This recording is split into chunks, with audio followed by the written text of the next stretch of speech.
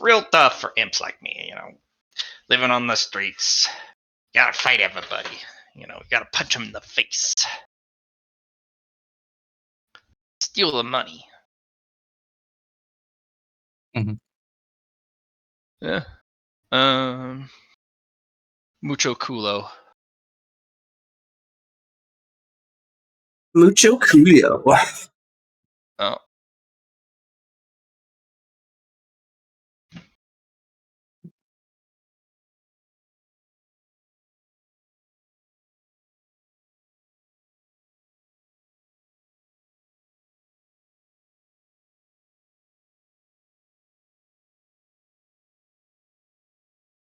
Yeah. You guys are doing cool stuff. Allie, you made some friends in the guy's cradle. Oh, good. Yeah, remember you made friends with the dungeon master? Or the dungeon lord of the guy's cradle? The dryad? Yeah, I do remember that. Yep, and you got some see me not monster bits, and they gave you some fear fruits that were tasty.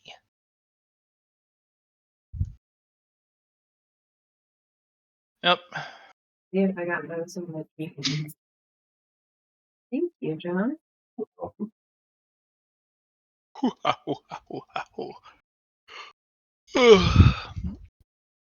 Where is the ogre face? Right around now is when he usually has his alarm go off. But hello. Yeah, just how a little. Are you? A message with something. Am you good? Well.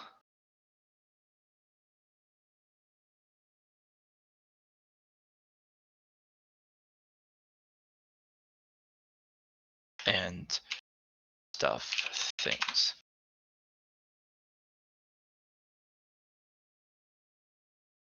Luna had to stay at her grandmother's. He no feel good. Okay.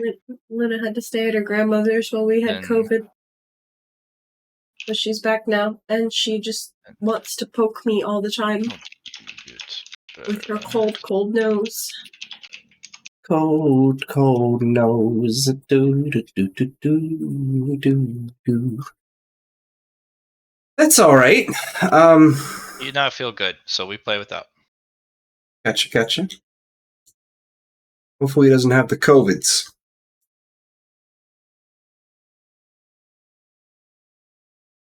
Like, everybody here's got it.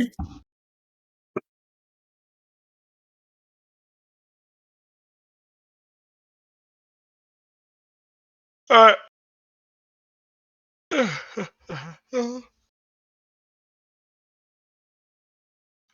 You guys are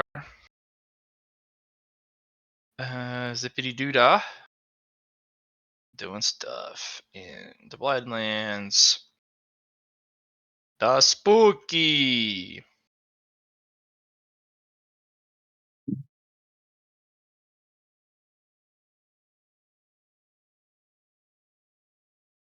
Okay.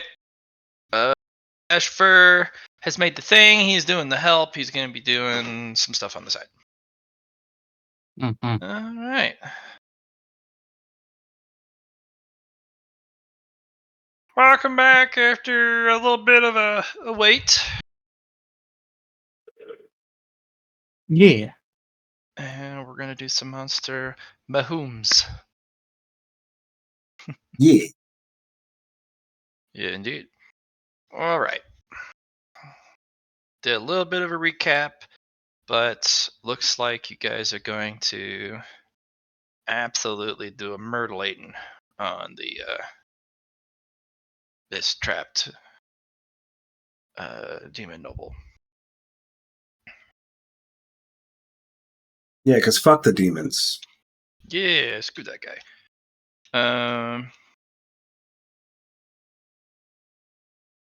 So you have the piece of equipment.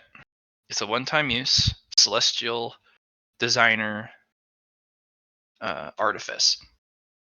Mm. basically, there's crystallized Ethereum on the tip. You put it in his mana heart. He'll go into a mana coma, trying to absorb all that energy, which will knock him out, which will cancel out his ability to use Noblesse while he's unconscious. And then you punch him so hard, he goes back in time to regret his decisions, but in the demon realm. And then you close up the portal. Yep. Susie made a unique thread. One that is able to stitch time and space together. That is fractured from different dimensions. And it's not made out of life you are stuff. working on it. Yeah, you're working on it. So, yeah, you got a couple more thread missions left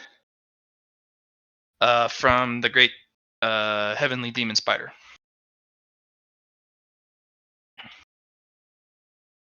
And, there's still weaving mosaic art in Idirondale's Moon Palace. Yeah, doing what they do. Yep. Okay. Yeah, and we were talking about sympathetic elements and non-sympathetic elements, which we discovered that any element that is not essential or does not help support or promote life is a non-sympathetic element. Yeah. That's what you need to use to stitch together the rift.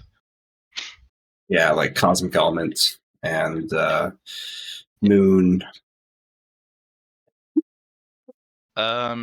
Water, no, but ice, yes.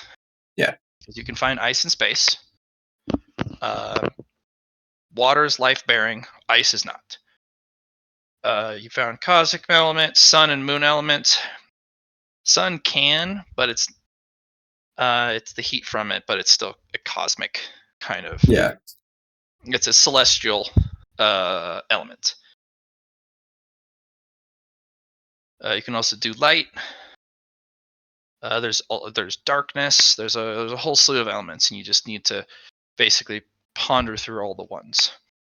Yep. There's a lot of sub elements that work. Like a lot of the metals are non-life supporting, non-sympathetic. Yeah, and then I just build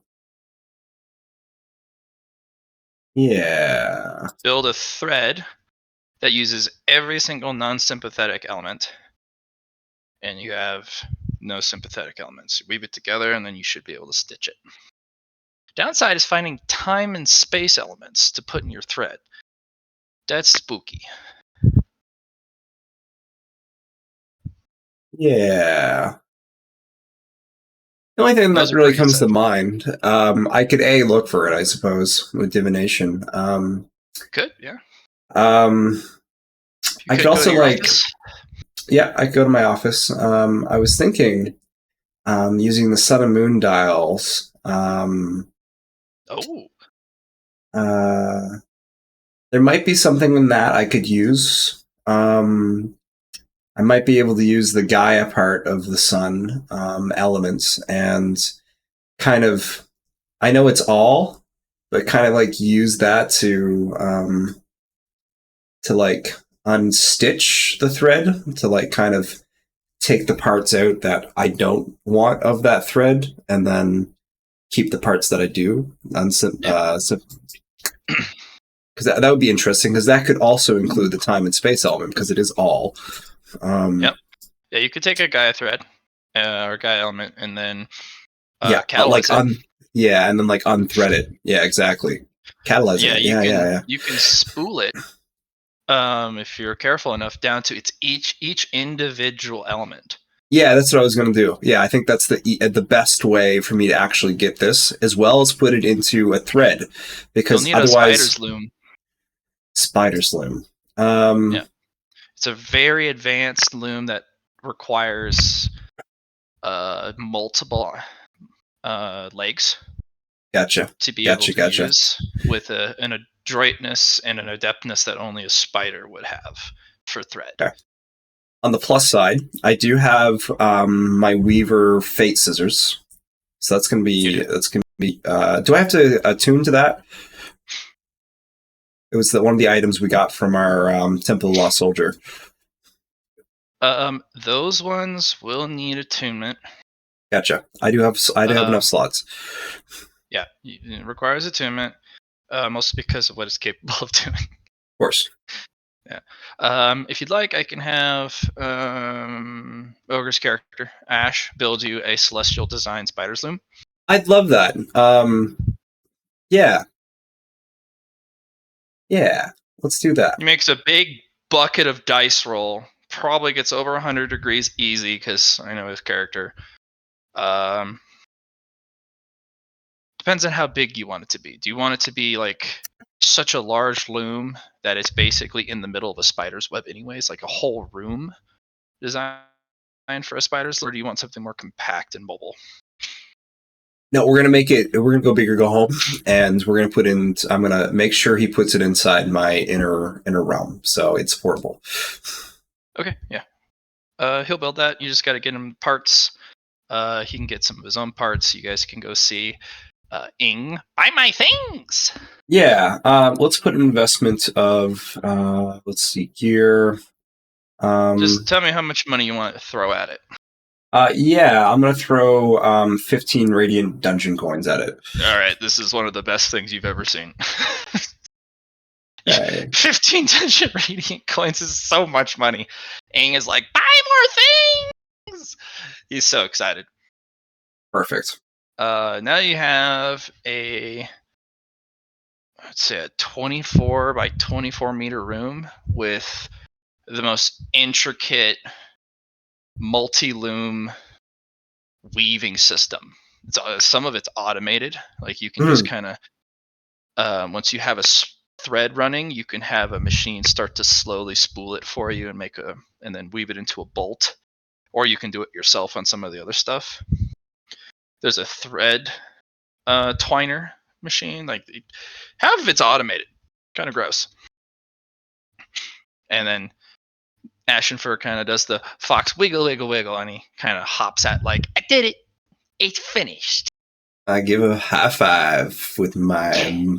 I'd slap one of his tails and his other tail with my other hands and my other hands and my other hands. Yeah. Yeah. He'll explain how to use it. Perfect. He even built his own that allows you to catalyze. Gotcha. Yeah. So. All right. It's So specifically designed for fabric and texture, but you could probably make it work for other things. Mm-hmm. So we're gonna use that inside the Blighted Lands. Okay. The device is a masterwork. So do I need to attune to it? Any roll you make is at a plus 50. Okay, cool. And the real strength of the spider's loom is when you're making a craft. Yeah. Every roll in the craft can add bonuses to the next roll for them to stack. Okay. So the spider's loom, for your degrees of success, have it rounded up at times 10 is a bonus to the next roll. Okay. Interesting. Yeah.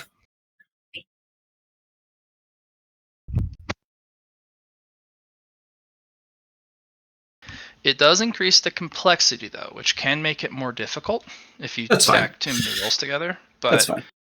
Usually, if it's like 2 to 4 rolls to make a product, it's very good.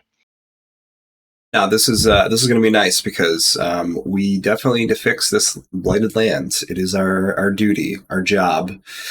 Mm-hmm. But the math alone, if you only go by the plus 50s, the 50 turns into an 80 on the next roll, and the 80 then turns into a 120 on the third roll because it just compounds itself with the plus 50s alone. I thought you meant so. Each roll you make that is applicable when using the loom is at a plus 50. Yes, for the masterwork. I got that. I thought it was the degree of success you got after the roll, you halved and then times 10 for the next roll. Yeah, well, I was just giving an example. Your average. Okay, I got you. Yeah, without any other bonuses, if it was just by the plus 50 stacking on each other for each progressive roll. Mm-hmm. That's in addition to all your other degrees of success. So it gets pretty out of control very quickly. For sure. What's your process for unraveling a Gaia element? Because that's going to be difficult, and then you're going to have to like assign individual strands to imbue each element as you catalyze it. So you'll have to have all the strands pre-prepared. Revolving door the shit out of that poor Gaia element into all the individual strands. That's a viable method. It's ideas. That works. I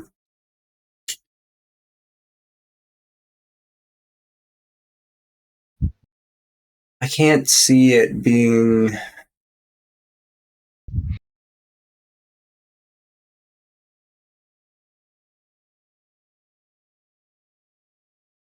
Yeah, no. I guess the issue is actually making the thread in the first place. So what I'm going to do is I'm going to use one of my legendary actions and take back a nice big gulp of blood that I've saved up for myself, and using my legendary action, Blood Bank, I'm going to make an abundance of web. There's actually a machine that you can throw web into, and it'll actually turn it into bolts of fabric or individual strands. You just have to set the setting as to how you want it to deal with the thread, and you can just constantly fire thread into that thing. It'll I'm gonna set myself up and stick it in there. Yeah, perfect. Okay. So there's even a big wall to a repository, so if you ever have time, you can get yourself an inventory of like different types of threads that you've just kind of put into the room. So it's pretty bare at the moment because you just got it, so there's no inventory on the wall. We gotta make some production, I suppose. Yeah. Some spider silk can be even more luxurious than silkworm silk. And people, monstera and humans and humanoids alike, all go bananas for this stuff because it's what everyone wants their clothes to be made out of. Of course. All right. So let's dance. Okay. Let me get your theme music.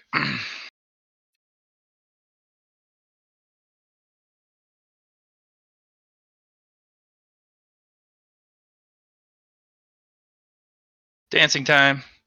Let's see some rolls, Johnny boy. Give me your methodology. So we're going to be using Catalyzer here. Because we're already producing the thread, and now we gotta get funky.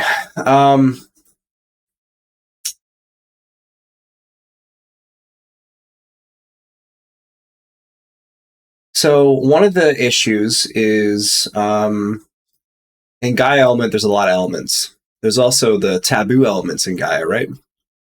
Yes, that's one of the very scary parts about the Gaia element. And on the plus side, I have taboo elements as a forbidden law, so I'm good there. Do you remember what the taboos are? Oh, hell no.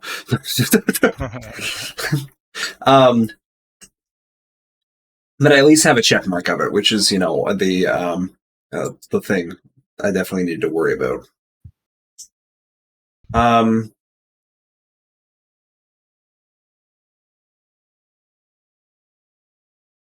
So we're going to keep the gloam sphere with us to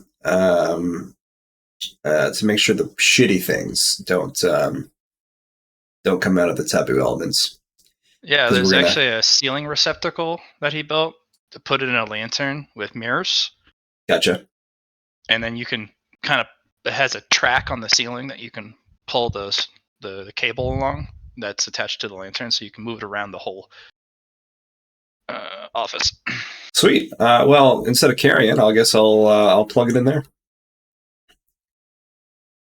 Yep, and it actually magnifies its light in the room. Perfect. Yeah. Dwam.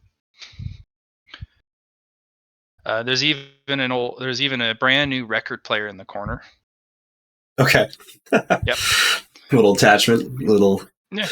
And because it's Ash, and I know he will, it has a jukebox feature. So it's not in a jukebox itself, but it has a console that's in the middle of the room that you can hit a different button, and it'll swap to a track that you've already preset. Nice. Mhm. He's definitely been working on the music side. Good for him. I'm glad I made that suggestion for him. Oh, yeah, well, he needed to get to Celestial Designer.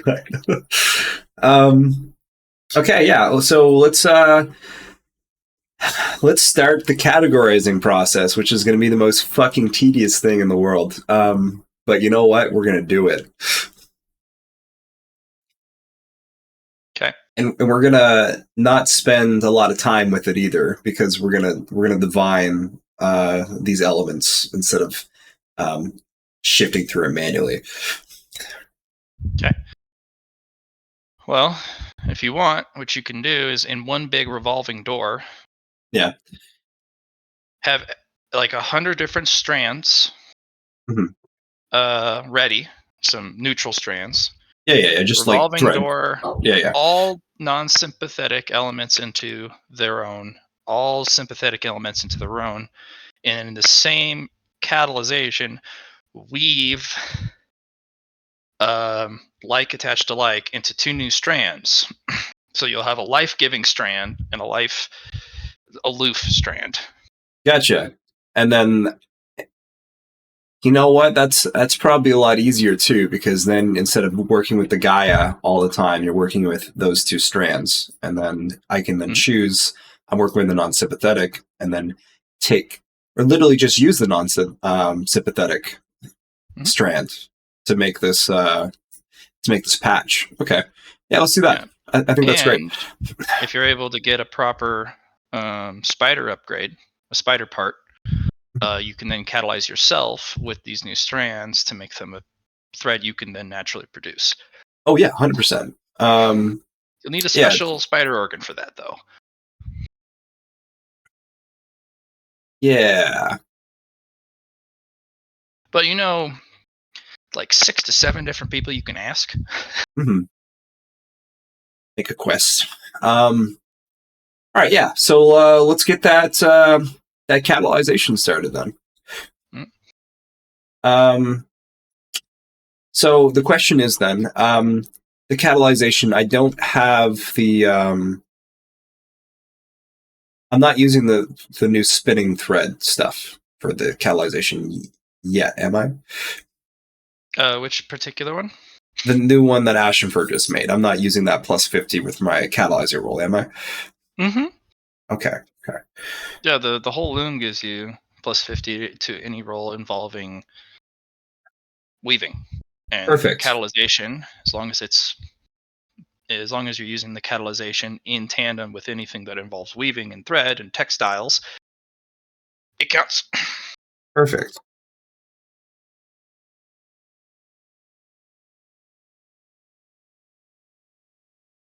Alrighty, let's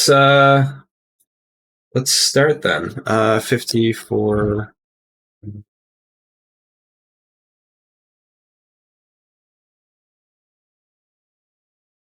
Okay, so that's going to be 90 plus 80, so 170 to my catalyzing roll. That's 24 degrees of success divided by 2, which is 14. Will be added to the next one.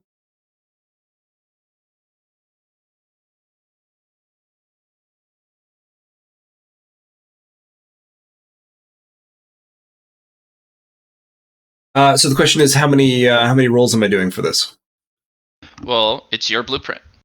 That's the thing. Yeah, it's about how far I want to go. Yeah. Well, it's a roll for every step of the process in your methodology. You are designing the method, and in doing so, every step needs a roll in your method. So, what I'm doing is I have moved from sympathetic, non-sympathetic. Okay. Then you'll need Now another that catalyst to bind them, right? Yeah.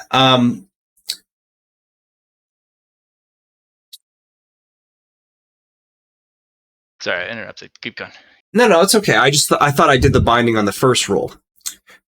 If you want to wrap it up into one, like disassembly, revolving door, and then a combining. For sure. Okay, for the thread, and then once you have them organized into the two groups.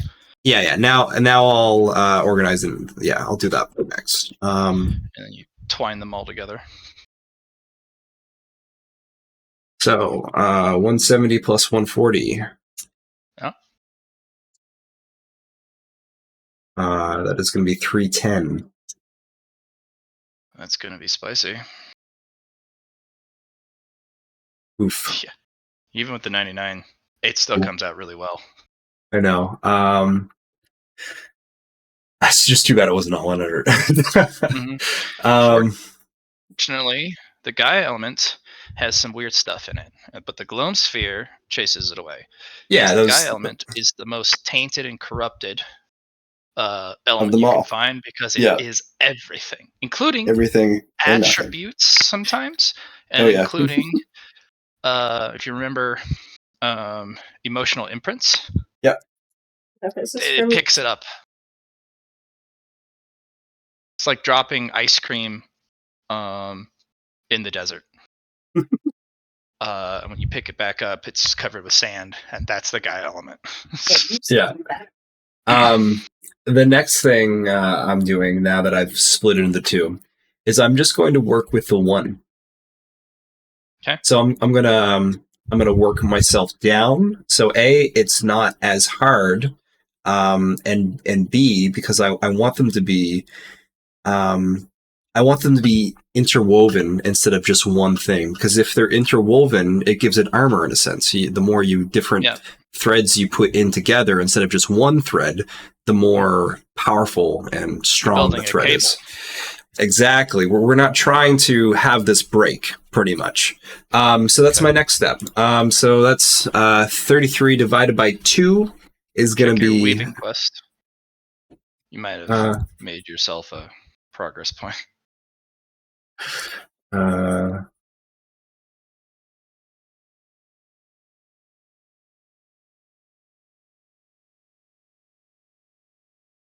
Oh, we can worry about that later. That's fine. So 16 is 32, so we'll do 15. Put that in half. So 140, 170 plus 150, right? We don't add the 140 again, right? No, not. Didn't think so. It's the new roll because it's already the 140 is already added in. Yeah. Yeah. So I think that's 16. No. Yeah. So yeah, that's right. 30 plus 2, 32, 320.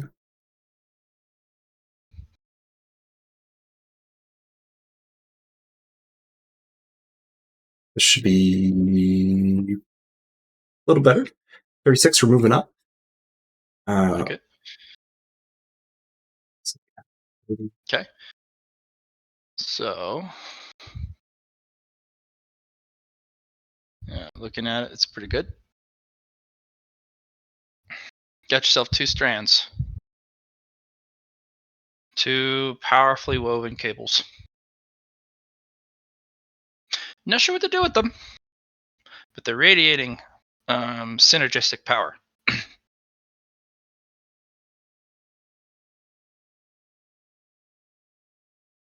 Yeah.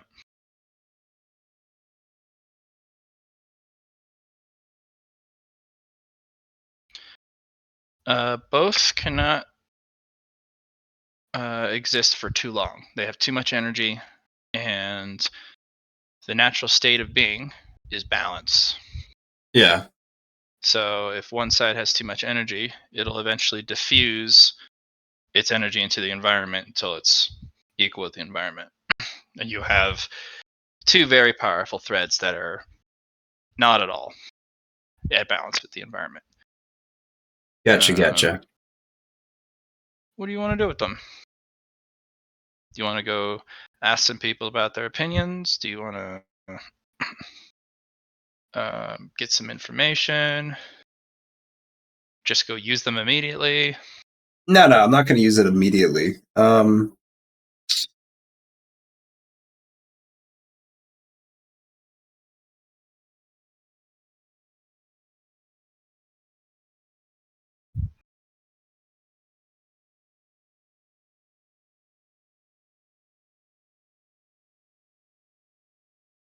Unless like I need to give it a coding now. I need to give it some installation for the thread. Just until it gets put into place. So when it interacts with the outside environment, it doesn't get. Fortunately, the non-sympathetic cable has a very rare element woven in. Yeah. Stasis. Right. It's a preserved thread. Yeah. It preserves itself. The life element has an incredible half-life decay. It's too much vibrancy, it's too much energy and life. Very difficult to preserve. Right. Hmm? But even if I have this thread now and it is combined together, wouldn't I want the life side to die out before I use it in the patchwork? You may not even need to use it in the patchwork. That just may be another creation on its own. You only need the non-sympathetic thread. Right. That's what I figured. Yeah.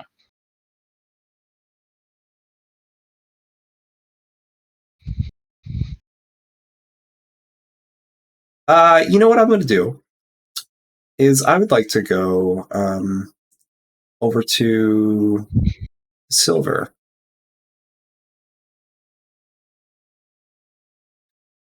Cash and first character? No. Silver, the dragon.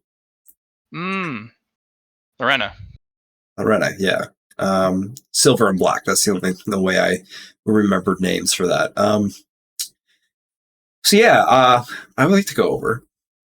Yeah, and I'd like to pass. Bypass token. Yeah. Exactly. I'm gonna walk in, and then I'm going to present the thread, and I'm going to offer it as a. I'm going to ask if she has one. They do not. I'd like to sell it if possible. I know you like to collect. Is it a gift or are you selling? There's a huge difference. If I said gift the first time, then I will give it as but give. Yeah. It's up to you. Like you can make the decision. Yeah.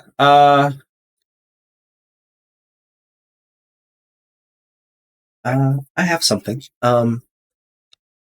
It's a new thread I've been working on, and it's something I'd like to give to you. I know you don't have one of these, so I wanted to, offer it up. All right, let's see. The only thing is that I'm having a hard time with the other side of the Life Attuned. It's got a half-life. I think I understand what you're up to. I'm actually going to be taking the unsympathetic side, and I'm going to use that as a patchwork for the Blighted Lands. But I have to, I just have to be able to make it. It's a little. Them both. Cousin, make sure you're seated. Your covetous nature must be suppressed for now. I am working on your project, by the way, your quest. We're aware. You're doing a wonderful job. Ah, thanks. We're such a great team. Mm-hmm.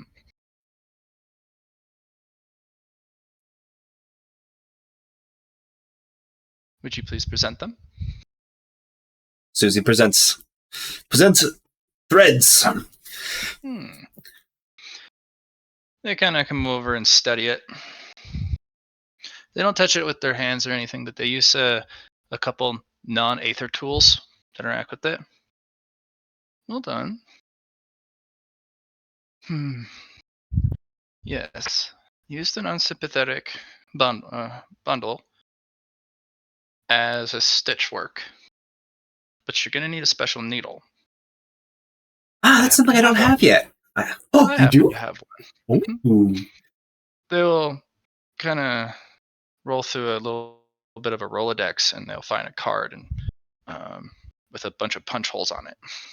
Go over to one of the lock boxes, insert it, and you hear a whirring of machinery, and it goes tick, tick, tick, tick, and chook, and the thing opens. And they'll pull out a very strange needle. Do not touch this with your bare fingers. It has a lot of taboo elements in its design. I see. It was originally designed back in the war, the second one, to help sew together dimensional breaches. The elements on it alone will do great harm to anything that possesses vitality or life. But if you're able to perceive the tear fabric, you can use it to thread your needle into the fabric that's torn at the breach parts. Okay. Consider it a loan. Okay. I keep it here so does not get lost. As for your life thread, the sympathetic thread, I would suggest finding a very helpful, robust plant and placing it in one of the revitalized areas in the Blighted Lands and weaving this strand into the plant. It'll overcome just about any problems in the Blighted area as long as you get rid of the core poisoned the corruption. areas. Cut out the tumor. Yeah. If you can remove the source of the poison, this can extinguish the impurities and corruption, in addition to revitalizing dead land. Well okay. Done. Okay. Pick a plant well. You don't want an invasive species that'll just overtake all livable land. I'd say a tree or some sort of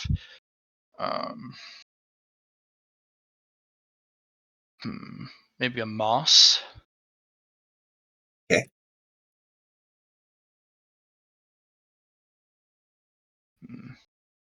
Maybe even I hate to say it, but there's a certain flower. It's almost a weed, and it's already tenacious as it is, but the Blighted Lands don't even allow even that pernicious plant to grow. But maybe like a dandelion. I bet that would be good. That would be very dangerous. The whole land would be covered in dandelions, but they are edible. And then I can get Indrid to blow it because they're wind element, and then they got some good pipes on them to scare people with. Big booze. Indeed. I recommend that. If you're wanting to internalize one of the two threads first through evolution so that you can produce more on demand, pick one. Picking both will create a huge imbalance in your body. Oh yeah. No, I get that. Yeah. But you already would have very powerful affinity with the non-sympathetic elements due to your connection with a Deerndale.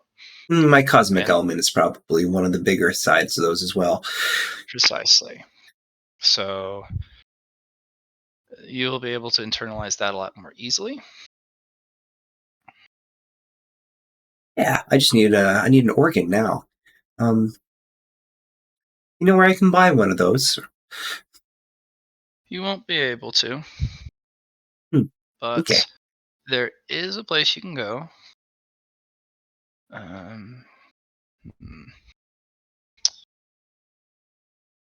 If you've already been to the Temple of the Lost Soldier, depending on which one you go to, there'll either be a resting place for objects, or it'll be a resting place for the fallen.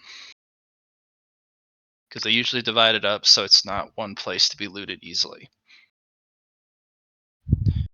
Because otherwise you'd have grade robbers from every single type of sentient species on the planet. Mm-hmm. If you can't, you'll have to see one of the spider, the greater spiders. They would have. I do have Spider Queen thread that I haven't used in evolution yet. You'll need the organ itself. The Spider Queen thread is the master thread. It's yeah, you would need a master organ.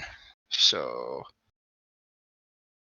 to get one, you'd either have to evolve yourself to a specific tier of spider. Yeah, I probably had to ascend.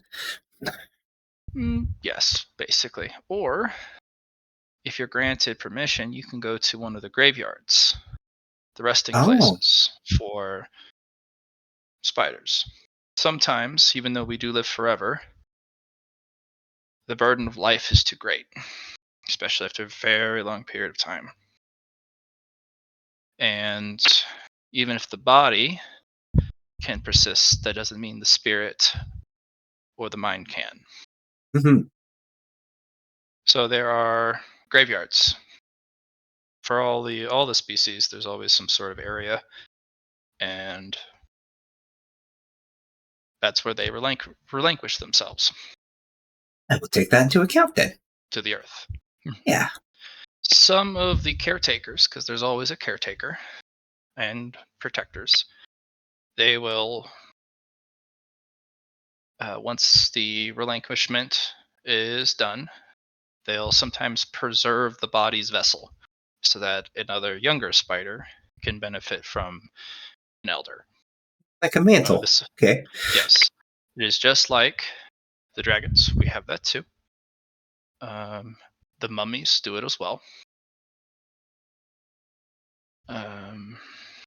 Most of the top apex monstri do this as well.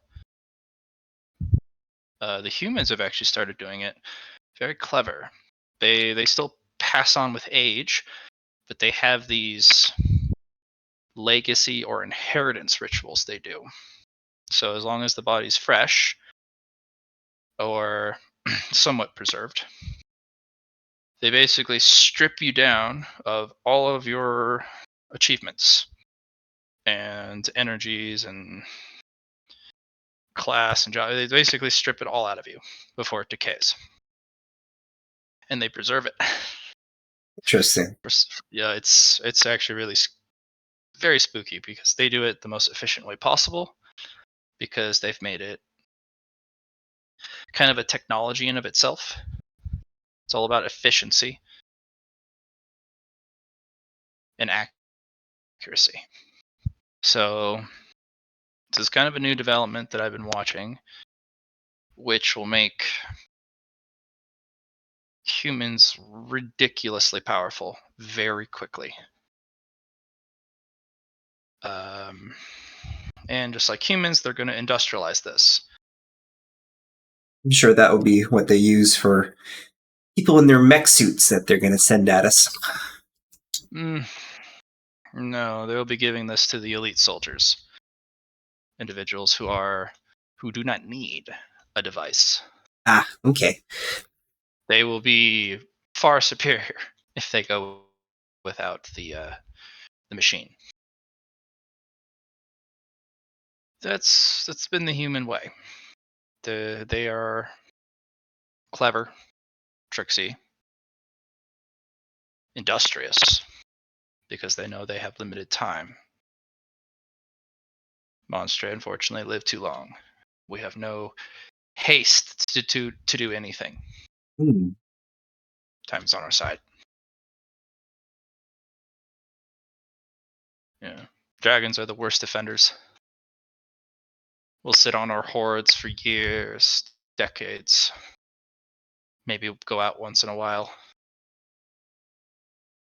All the while, humans have made 10 years of significant progress. Okay. I appreciate the information. You're an apostle. I am to please and to help. I don't wish Deerendale to think little of me. Suzu will smile and give a slight curtsy and be like, "All right, you give me lots of good insight. I'll be right back." Say, cousin, it's nothing to covet. You'll be having it in your territory one way or another, as both strands will be used. And they're like, they could be in my horde. Sure. Do you want to hop to someone else? Yes. Since I've been taking a lot of time. Allie. Yeah. What you up to? So I went and I got that Seminot skin. Well, you got the body. Yep. Yeah, the body. That was originally supposed to be for evolution. Yeah, evolution. But I can't do that now.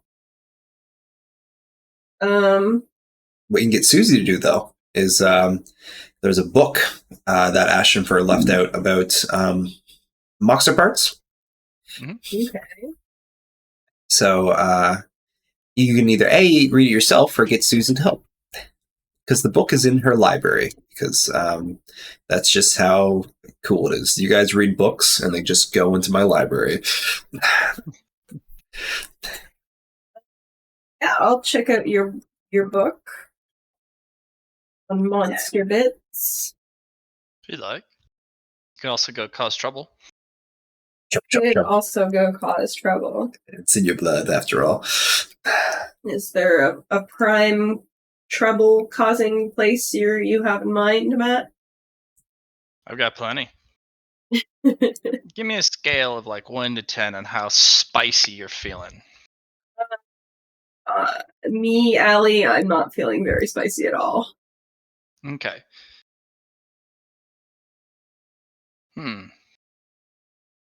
Well, you could go into the desert and just frighten all sorts and manner of monstre. It's true, You can go terrorize merchant caravans. You can go and just, in general, be a nuisance in the entire desert region. I did that last week. If you want to be even more industrious, you can go after any transport or cargo-laden caravan that goes into the capital. Do I need any more evolution materials, Susie? I don't think so. That's that was one of the bigger ones we were thinking about using. You can always get yourself more aether stones of different types. You know what I mean? More darkness ones, or yeah. Raid a caravan for some aether stones. Hit the supply lines of the robos. Yeah. You could go after the supply lines. They are protected by a significant security force, but due to your interesting power set, even if they're protected by some of the automata, who is immune to fear, Well, if I remember correctly, you figured out how to bypass immunity to fear. I have my fear the unfearable skill. Mm-hmm. So there's Awaken also a a sense lot. of mortality in the robots. Yeah. There is always a significant security force, but it also very blatantly pinpoints which is valuable. So, and even if there's a ton of security and it's just you, you don't have to fight them head on. You can torment them all along their journey. You can mess with the horses, and in some cases, there's automata pulling the cart. Basically, the clockwork horse, and you can scare them, and they'll, unlike normal horses, they'll both turn in the same direction or pull in opposite directions, and the cart just utterly upends itself, or runs off a cliff, or runs into a ditch or a ravine, or just spills sideways. You could throw uh, bombs in the on the road, collapse the road so they have to go around. Like, there's all sorts of menace you can cause to these supply lines, and by yourself. Yeah, Sounds like a you good time to me. got many moths, so if they try and come after you and hunt you down, or prepare an ambush, or figure out what's going on, you can hop between clusters of moths. You're just really built for guerrilla warfare. It's kind of difficult to deal with. Yeah, especially since a lot of the transports are running round the clock. A lot of these big caravans have um, these big light systems. So they have this big light aether crystal, which they send aether into to stimulate it, which then creates a huge emission of light, which I they then definitely put. want to steal that. Yeah. So they have huge lamps that they use. I'm going to steal Uh, all their lamps. yeah. And they have spotlights as well using these crystals. And oh yeah, they run around the clock. They don't stop at night most of the time. I'm gonna steal the lamps and I'm gonna light up the dungeon like it's Christmas. Your dark room is now lamp room. It looks like one of those lamp rooms in the hardware store. Just all sorts of different makes and models of lamps. Yeah, I can see that. Okay, yeah. Yeah, that's what I'll spend my time doing. Just terrorizing the caravans. For Okay. funsies.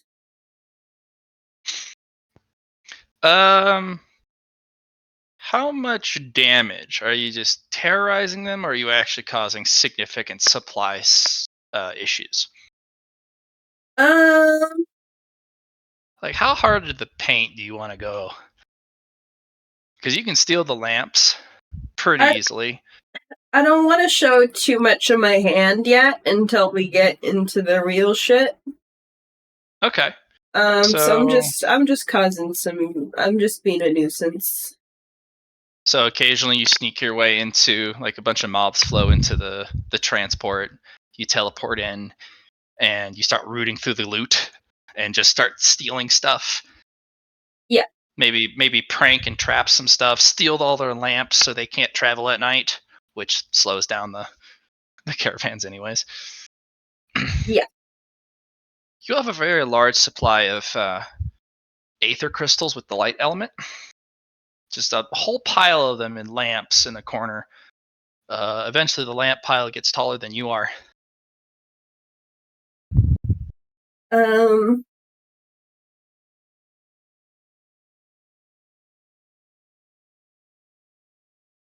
I want to figure out how to I want to use what I saw in the mountain when I used my gem as inspiration and figure out how to overcharge these light attuned crystals and Give them back. make them explode. Okay. I want to turn them into bombs. Roll me troublemaker. Okay. That seems like a troublemaker thing to do.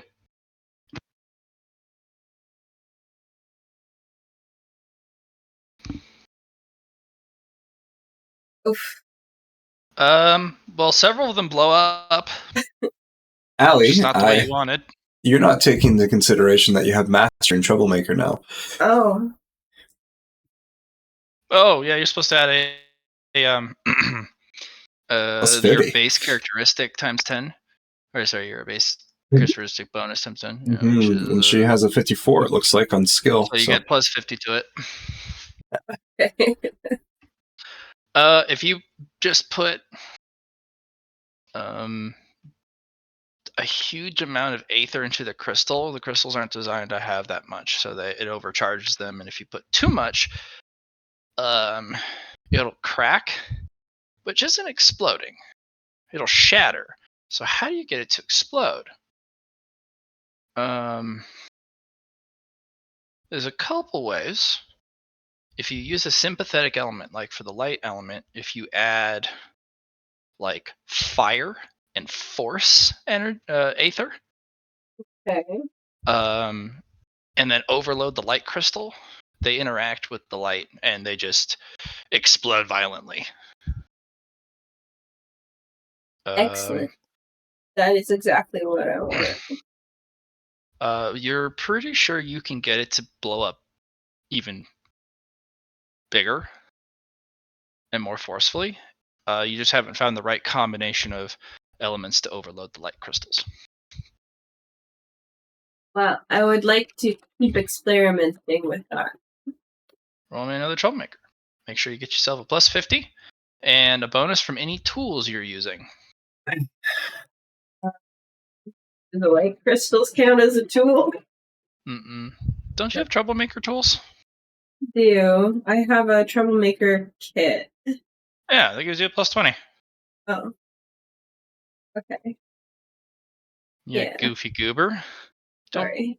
Don't forget your cool tools to get you all the sweet, sweet bonuses. Gotta remember those sweet bonuses. That's a way bigger roll. Better. There we go.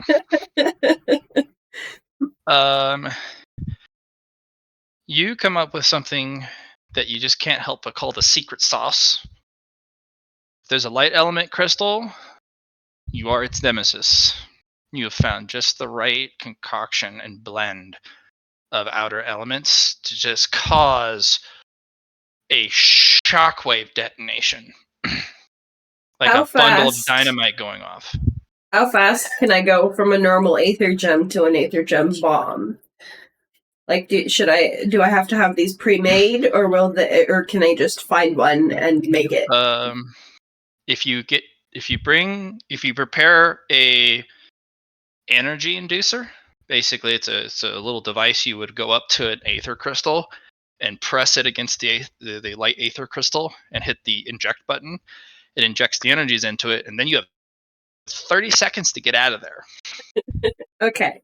Or you can take an aether crystal, a light aether crystal, and build a housing for it and put the inducer, like a small single charge, connect it to it, and like literally build a portable bomb that you just hit the activation button and toss it, and then it explodes in 30 seconds. I think I like the portable inducer better. Okay. It does mean you have to get within touching distance of that that light. And light does chase away your darkness element. So you'll be perfectly seeable while you're doing this. But it's the pretty lights. It's your weakness. It is. Okay. I just want to make them go boom.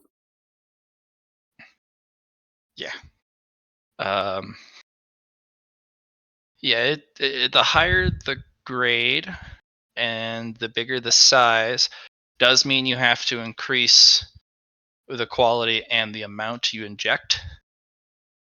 But you got plenty of stuff to experiment with. You just got to give it the secret sauce.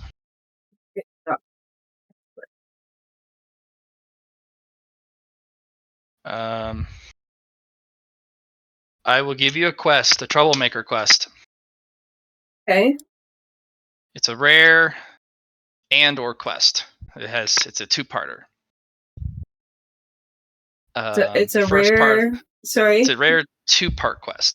You basically, it gives you two options to complete the quest. The first one is the troublemaker's path, which has the in brackets. This is a great idea. And then you have the troublemaker's vigilance in brackets. Are you sure this is a good idea? The quest basically says, you've made the secret sauce. No light crystal is safe.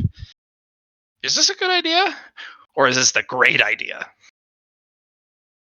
Choose your path. Do you want to continue to be the bane of all light crystals? And light itself potentially could just be like, nope, we gotta hide. Or are you gonna be nice to the light crystals? No, it sounds like a great idea. Let's be the bane of all light. Okay. All right, let's hop to Eatsley. Skellerman, what you doing?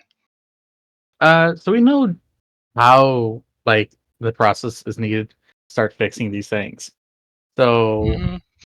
I'm gonna start taking the rest of the apostles that we have here Mm-hmm. and start scouting around and implementing the after action plan. Once we get rid of them, how do we start enabling a quick growth cycle in this area? Okay. Vikra will help you. Mhm. Who's the apostle of harvest? Yep. I have a question here because I'm vaguely remembering this in the back of my head. Isn't Mm-hmm. Apollo also the god of purification? Yep. All right, so we're also going to bring the Paladin of Apollo along. Mm-hmm. They're already here. Yeah. All the apostles agreed to go. Yeah, I'm just on this little expedition as we're scouting the alliance out. Okay.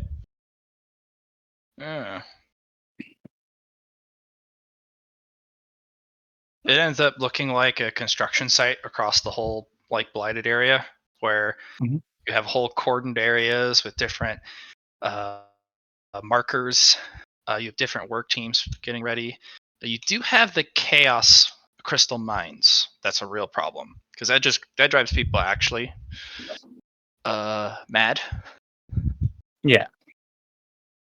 But the Black Dragon absolutely will refuse to stop mining that because it's one of their Biggest wealth. incomes. Yeah. Yeah. Which I But you mean, can stymie it a little bit by having better work conditions for the miners. you're right.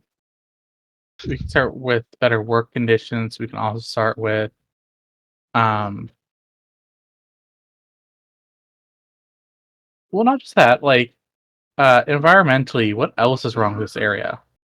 There's no life left in the land. The only elements that are left because of the corruption are unsympathetic elements. Okay. But it looks like Susie's on that. They're gonna weave life back into the land. There's also no water. Okay. There's We no can get stream. There's no river. There's no good source of water. okay. Um Yeah. Where's the nearest river? It's actually outside of the Blighted Lands. And looking at Okay. a map, and looking at the old terrain, it used to run through this place. Looks like Oh, it's been diverted. interesting. Who's diverted it? You'll have to go check. Well, we're on our way. We're gonna bring Phil along with us since he loves to dig. And Yeah. he's the water Nareem, Yep. apostle this time. Diggy hole. Um, Diggy hole. Another thing of note, could we use Ashenfur's his new weather magic to kind of help with the Yeah. Yeah, you can have it rain. make it rain? Yeah. Yeah. But we need a Downside, long-term source though. any rain, anytime it rains though, without eliminating the corruption, it picks up the corruption out of the soil and it pools it, which the stench alone You know what we is need? unbearable. We need mushrooms that are gonna eat up all this corruption. Or I guess we could also, Mushroom. because they eat anything. Or we could use radiant fire, maybe like the same way we did with the war zone. Yeah, I right. suppose. Okay. You guys want to use mushroom power with some purifying fire? Yeah. Not only that, so one of the first things we're gonna have to do actually is figure out what's diverting the river. Mm-hmm. Um, so we Yeah. can make sure it's properly dealt with. So find the river. It looks like a huge crest was put in, like this long, winding serpentine ridge Yeah. that has diverted it, and it's gone a different way. Do we know? Can we tell who put it in, or just that it Mm, was put in? it's just there. Been there for quite a while, and you'd think Seartrith would have been able to claim it, and undo it, but it looks like they weren't or haven't. But you find out the reason why real quickly. You're gonna find an ancient hydralisk that has basically corralled all the water, and its lair. Ah, fair. Those things will mess up a dragon. Their regenerative powers are too strong, especially this one as old as this. And it's got basilisk powers and basilisk poison. Fair. Since she's probably not going to fight it, we solve this a different way. Can basilisks, as a monster, can basilisks be talked to, reasoned Mhm. with? They can. Okay. They're aggressive by nature, but because of all the different personalities, you're always going to be able to talk to one of them. All right. Some are dumb as rocks. Some are witty and sharp. Some are gregarious and chatty. Some are like murder, death, kill. Yep. Let's try a communication first before we begin blatantly pissing it off. Okay. How do you want to approach it? Because it has formed a lake, and that lake looks deep. Yeah, we're gonna. You know what we're gonna do? We're gonna just walk up to the side of it and be like, um, uh, excuse me, Hydralisk, we're here to talk. Silent. Phil, see if you can do that water thing and like go boop and have it talk that way. Okay. Boop. And it ripples, and um, you see a multitude of eyes kind of open up and kind of glow from the bottom. And wave. One of the heads will snake its way up, and the head itself is bigger than Phil. It's kind of that smog moment where the gold falls off and the eye opens. Yeah, it just a single head's enormous. I can imagine. And the head will get close and kind of peer at you, kind of give you the long side eye. Not much of a meal. You, on the I other mean, hand, as he looks at Phil, maybe. What I would counter this with, I don't think someone who lives in water would want to eat an apostle of Nareem. survival of the fittest. I'll Mm-hmm. preserve his gem, but I'll still eat.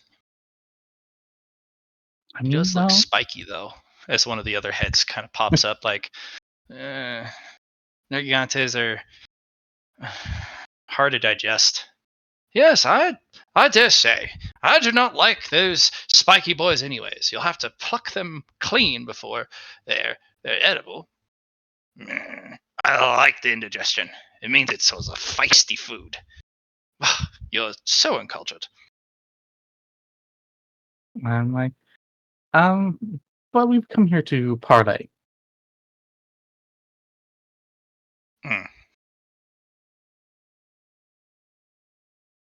They all kind of look around and they're like, all right, fancy head, you're up.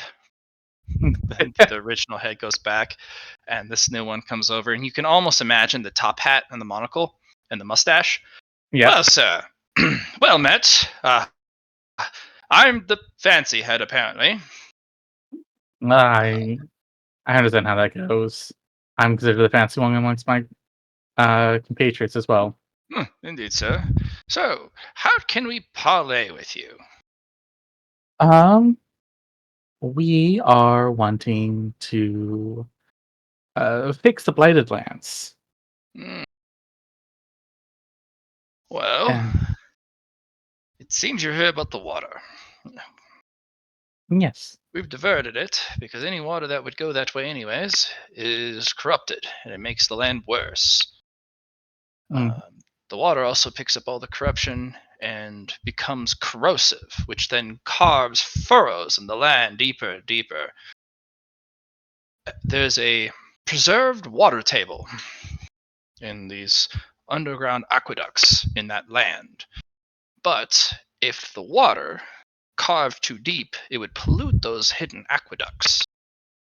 We had no choice but to divert the water, which is being put to good use as the new river has provided excellent source of bounty, fertility, and life to the area.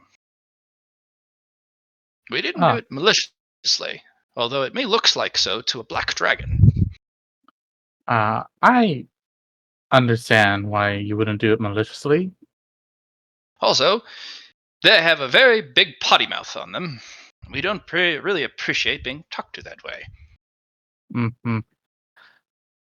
Me and the rest of my associates here are working for them, and as an apostle.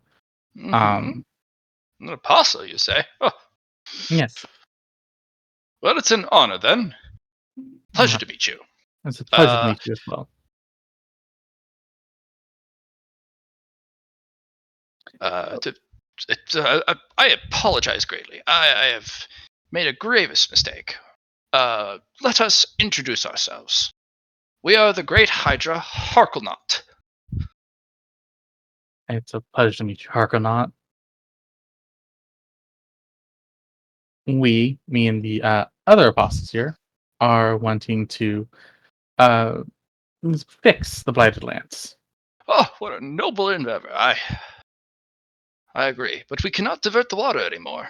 The water has been redirected, and if we were to, even with the cleansing and purification of the land, so many lives depend on this new river. It cannot be rediverted. But what we can do with your disciple of Nareem, we can work together to do something with the hidden aqueducts once you have cleansed the land of the corruption so they are not polluted.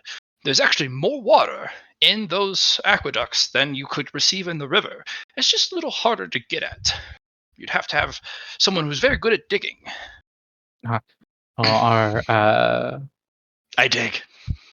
you did it. But remember, what's the first rule of digging? Dig with purpose. That's the one, yes. Otherwise, you'll find places that should not be awakened. I found one of those. Oh goodness, that's not good. Is it following you around? No, I No. forgot all about it until you mentioned it. Then forget I mentioned it. We don't talk about that. We don't talk about Bruno here. We don't talk about Bruno. No. Right. I'm like, but we are wanting to set up the after action after we dealt with the cleansing of the place. Hmm. Well, if you need our assistance, we can help construct or at least demolish parts of the land to help you get access to specific resources. That would be helpful. Yes. Well, you're an apostle after all. It would be a dishonor on our name to refuse a honorable request from an apostle. Yes. And I'm like, this will be very helpful for us, and I'm sure maybe earn some favor with the Lady of the Darklands. I can say for certain you know how dragons are. Oh, I do. We fight them all the time. Yes. Yes, it's unfortunately one of our curses. Every Hydra has a curse. Oh. You see, not a malicious one. It's just the nature of our being. We are connected to the Great Serpent through our bloodline, and in doing so, every Hydra is cursed with conflict, with a very specific, I'd like to say, common enemy. Ours is dragons, but that has made us very strong and very big, and a lot of heads and a lot of opinions. I see. I remember our encounter with the great worm. Serpent. Yes. Yes, the world serpent. Yeah. Yeah. It was an interesting fight. Yeah. One of the another heads comes out and it has a derpy look, and then it goes bloop with its tongue. But yes, the child head. It's the doesn't got a lot going on in there. Isn't that right? Bleh. No, you can't eat him. He also doesn't have any meat. And then the head looks over to Phil and then goes, bleh. No, that one will actually hurt to eat. Too many horns, too many spikes. And then the head just like looks up to the sky and just continues to stare at the sun. What a joy. Yeah, one of those. I understand. Yes. We have a head for every element. And then some. If we combine our element abilities, well, it becomes very destructive. I can imagine such ferocity. Oh yes, we were able to combat just about any creature we come across due to our ability to interweave any combination of elements. Mm. We're also immune to magic. That's one of the perks of being a Hydra. Truly, I would say I'm jealous of that. Well, it comes with drawbacks, I suppose. Yes. We hardly get a week to ourselves before someone comes along and interacts with us. Fortunately, we're having a fun conversation instead of a life or death battle. I think that's quite noteworthy.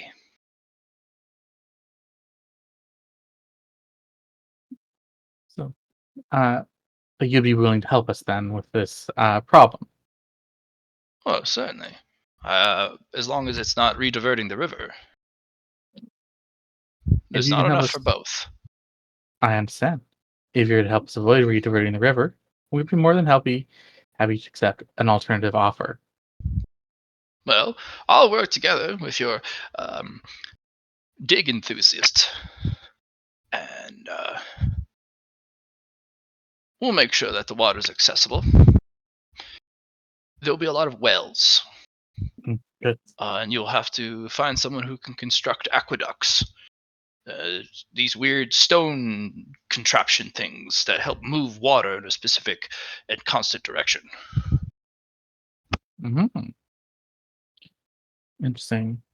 I agree we can find somebody to do that, or inform at least the owner that they can now start constructing aqueducts.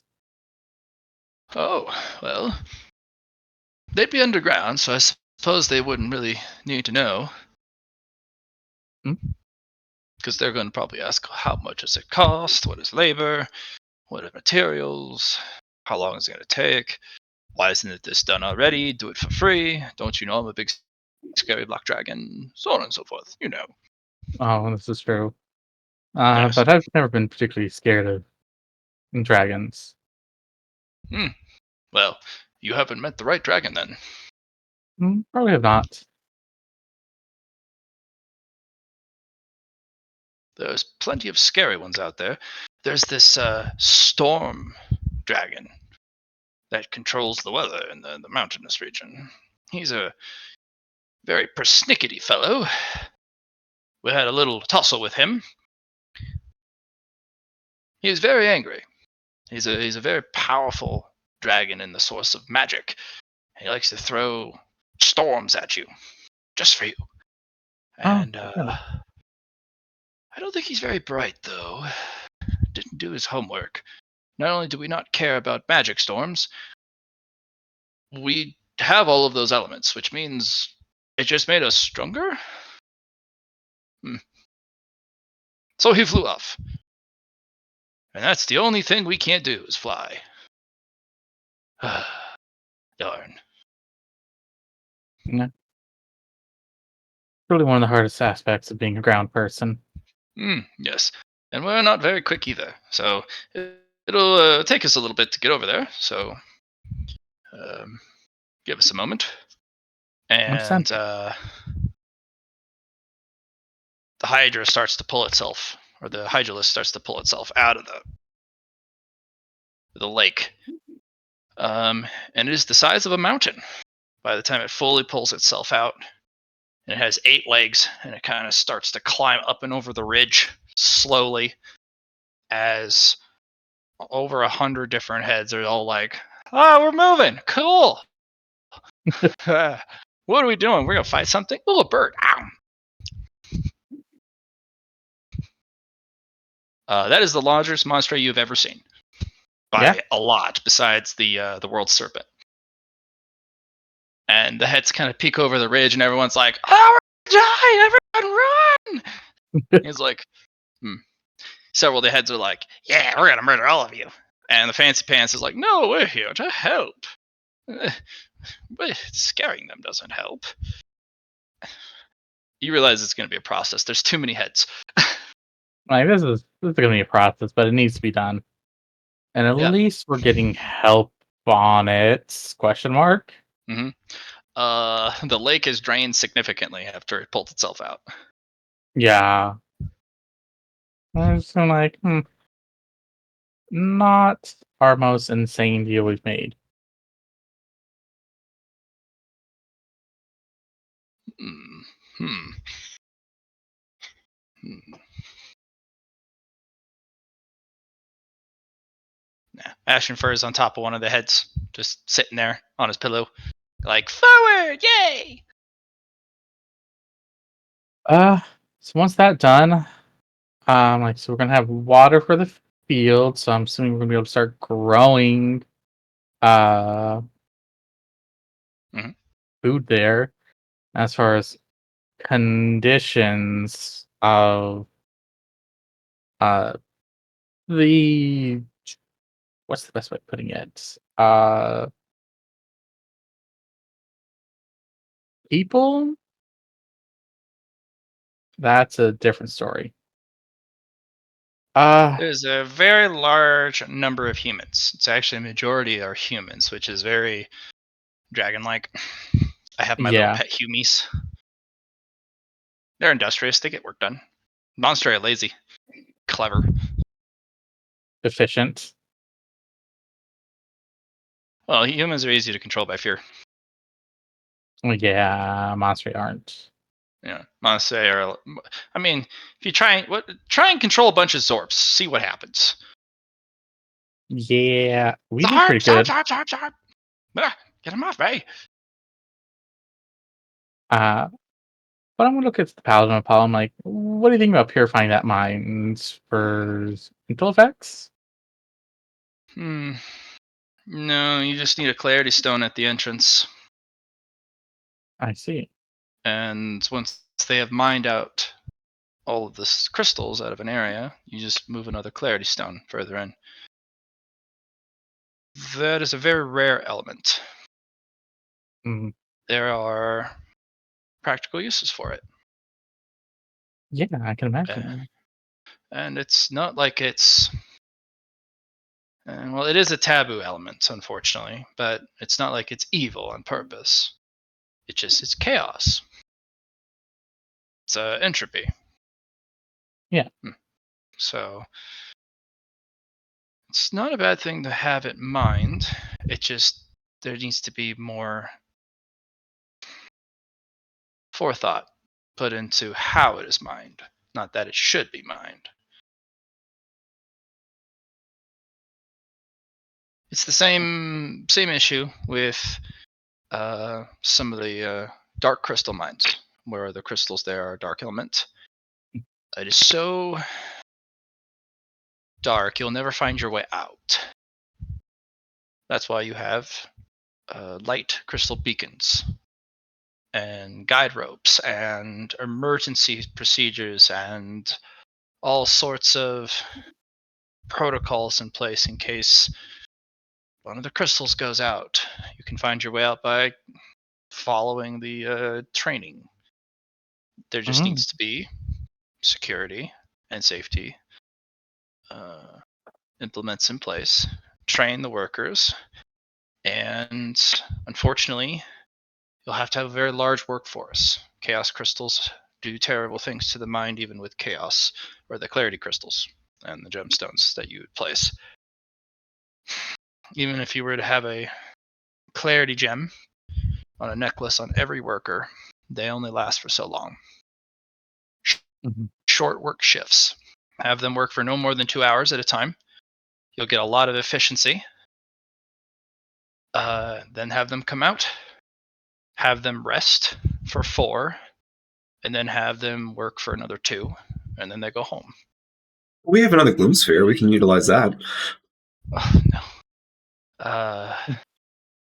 Gloom spheres will not do much against the chaos element. It's not evil. It's not darkness. It just is chaos. Save the gloom sphere. Also, they're significantly unique. They're very rare.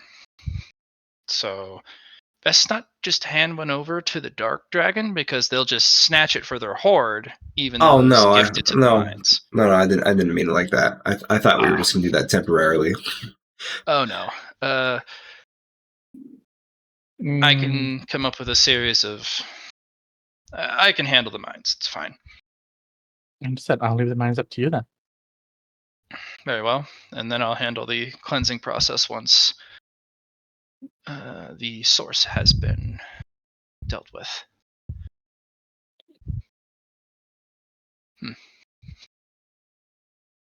That is the biggest monster I've ever seen. I'm wondering why humans are still alive if that thing ever went to war with us. We're lazy. Yeah, I was about to say. Yes, I suppose it would be difficult to sate its hunger. No, not only that, in Monstray, just by our nature, we're lazy. If given the opportunity, we would sit peacefully in our dungeons and not have to deal with the problems of the world. Until you don't. Until your dungeon lord has a wise idea that they want to do something, and then you all spill out, and then there's fighting. Well, that's true. But not our dungeon lord, not Lord Gaul. Yes, him. Once your dungeon is sizable enough, he will most likely have a quest for you all involving expanding one's territory so that all of the children of the dungeon have their own piece of land. Instead of a room, they have a small territory. I'm using selective hearing. I don't want to mess with my Deus Vault going on with Yeah, you're like, nope, that's fake. Not our guy. fake news. Yeah, that may be other guys, but not us. I'm just gonna be like, well, here's the thing. That's already our territory, so. Well, what happens when the dungeon population reaches a critical mass with the current territory you have? Well, we got loopholes, like making worlds inside worlds. Sure. But what if they don't want to live in those worlds? What if they're more of a territorial and predatorial species? They're allowed to leave the nest. Sure. But we've seen it. It's called a dungeon break. Territory's too small, dungeon's too powerful. Too many powerful creatures in the dungeon. It's time to expand the territory to fit the needs of all the entities in the dungeon. And that means also resource acquisition. Because for the young ones, they need evolutionary materials. With a dungeon that's very powerful and has a huge population, resources are thin. And the dungeon core can only produce so much.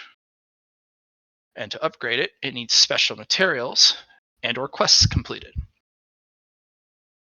So naturally, territory must expand. It's not that your dungeon lord is malicious, it's just a necessity of a growing dungeon.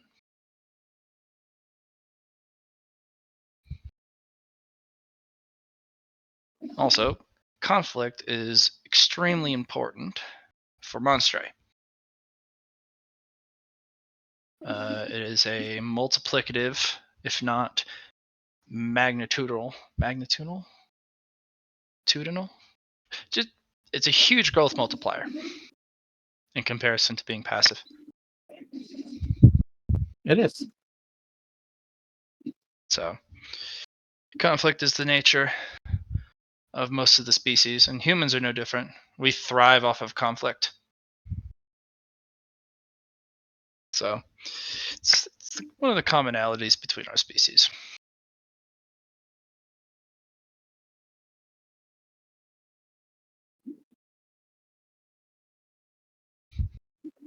It as it may, I do think that at some point, there'll just be a problem.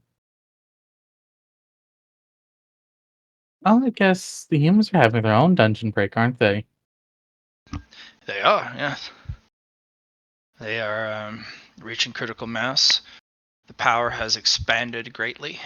Resource consumption has gone up 10, 20, 40-fold. Tension is high. And before it can collapse in on itself from the inside from infighting, they push that tension outwards and they direct it to the surroundings.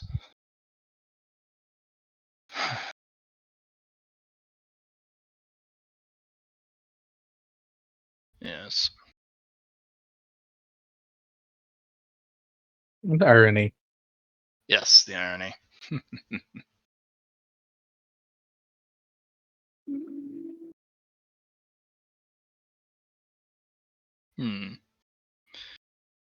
So, anything else, Miss Stately?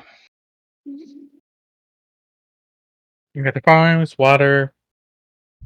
We've dealt with the air purification, mana purification. I believe after that, we just need to punch something. Just need to punch something. It's just as simple as that, honestly. Just quite serious. Well,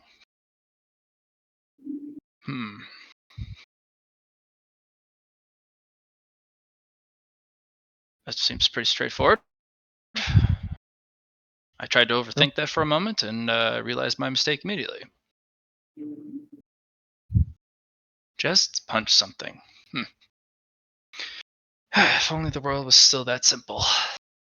Just punch something. We just don't think about this stuff like that. You can, but you don't really have to.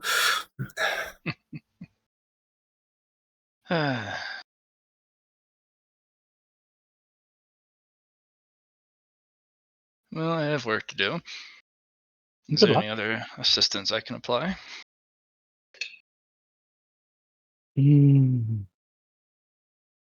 No, I think I'm going to do the big final thing near the end of it. Yeah, I'm pretty close to, getting it all good to go. One thing I will need, though, speaking of the not so simple things, I need a way to see the fabric of reality. I have Heaven's Eyes that might help with that, but you'll be able to see it. You're not meant to see it unless you are a very specific species. I forget which one. I think they did that on purpose, but you'll be able to see the fabric and where it's torn. Okay. Just focus on don't stare at it directly, kind of side eye it, and you should be able to see the dimensional tear and then where reality exists, and then just consider it like a ripped piece of, like a ripped shirt. You're supposed to lose track of it, because if you're able to perceive beyond reality, that does, I imagine that would be terrible on the mind. Yeah, you start thinking too specific when it's really just you put a veil over yourself and you're all good. You think about what's the word? An illusion? You put there was someone who said something about, I forget. All right. Yeah. Just look for differences.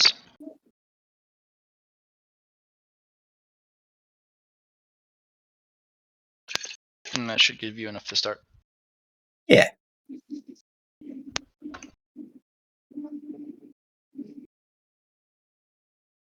Don't look at me. I don't know about this reality stuff. I've read up on it a little bit since we got here, but I don't know particular details. I'm just using theorem, common sense.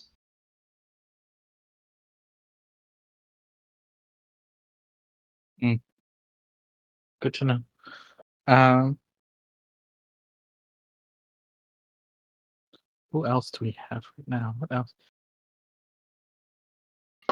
I want to look at the one who's kind of like done this before.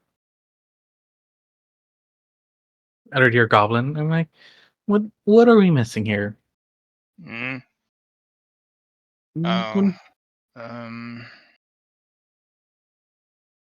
missing too many things, but if we dwell on too many things, it may take longer, and that could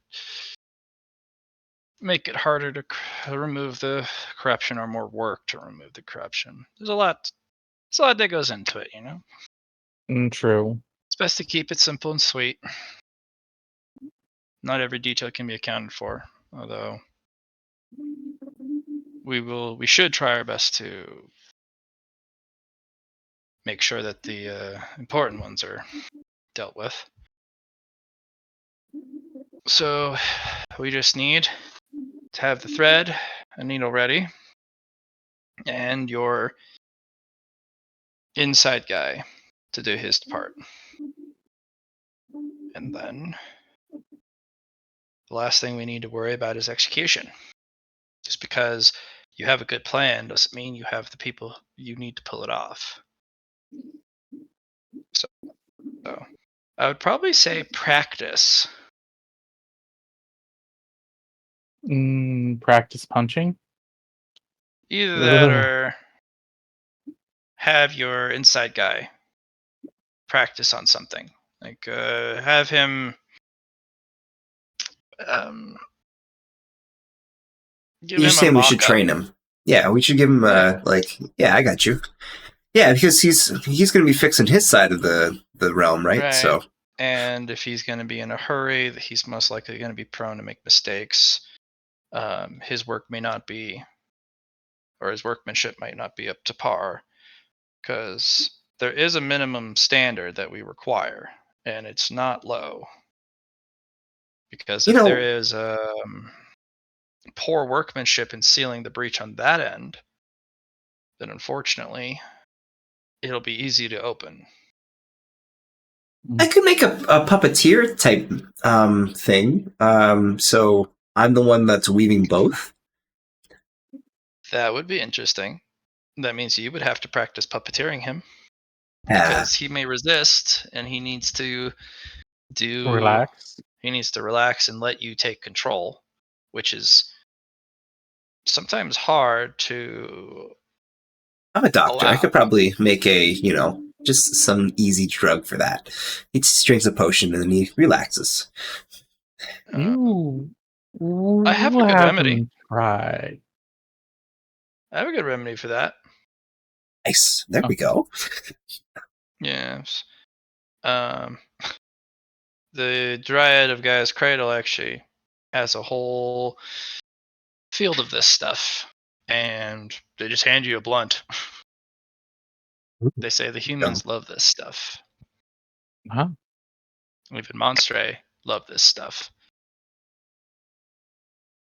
So maybe have him thoroughly smoke a couple of these till he's truly relaxed, and then let Susie take the wheel. Let Susie take the wheel. Yeah. Circle Bug, what do you think? What's up? Can you get high off this? I don't know. I'm totally willing to find out, though. I know you're willing to find out. That's never been the problem. Well, let's find out now. I want to look at them. How many of these do you have? I was gifted quite a bit. And even if I don't have any more, well, I'm sure one of you can help me get over to the cradle, and I can beg for some more. Understood. Well, Zorgabug, let's see if we can get high off this. It takes a truly prodigious amount, but it works. Eventually, Vikra has to do a hash oil and dips the whole thing in it, and he smokes 2 full blunts, and then he's like, "Oh yeah, that's the stuff right there. Oh yeah." The Zolkobug feels real calm now. Good. Alright, Suze, do your thing. Let's do this practice thing. Okay. So let's I can do this 2 ways. One, I can develop a legendary action, because I haven't really spent any of my legendary points on a lot of things. I got things from stigmas, but like I've only made 1, 2, and 2 out of 12 total I have. So there's like 10 more legendary action things I could make, I suppose. If you want to do willing puppet, where you attach a bunch of strings to somebody and you control them like a puppet as long as they're willing. Yeah, it seems very Cosmic Dancer. I could also spend some merit, which I have.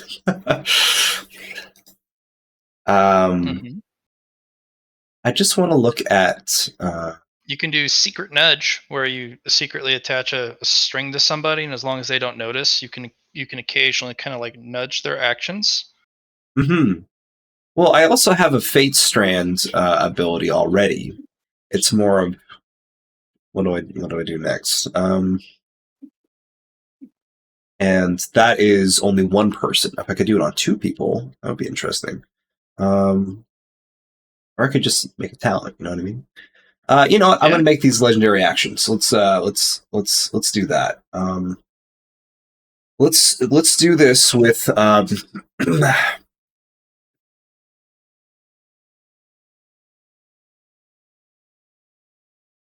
let's do this with a set of hands, and we'll use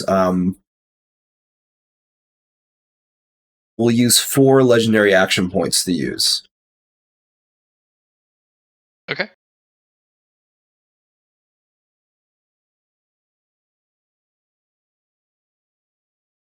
Pretty What much is the allows- minimum thread requirement to attach to the target for the puppeteer ability to work? It is 10. Ah. Okay. You attach all the threads. Use your 4 legendary action points, and he's like, "Whoa, whoa, look at me go!" He kind of jerks around like a puppet. Like, wow, this is goofy. All right, let's practice. And whoa. Sleight of hand. Minus 40. Okay. It's the first time you've puppeted somebody, Mhm. so it's a bit difficult because you have so many threads to keep track of. It's like, wait, if I do these together, does it do? No, that's not the. Okay, that's gonna be hard.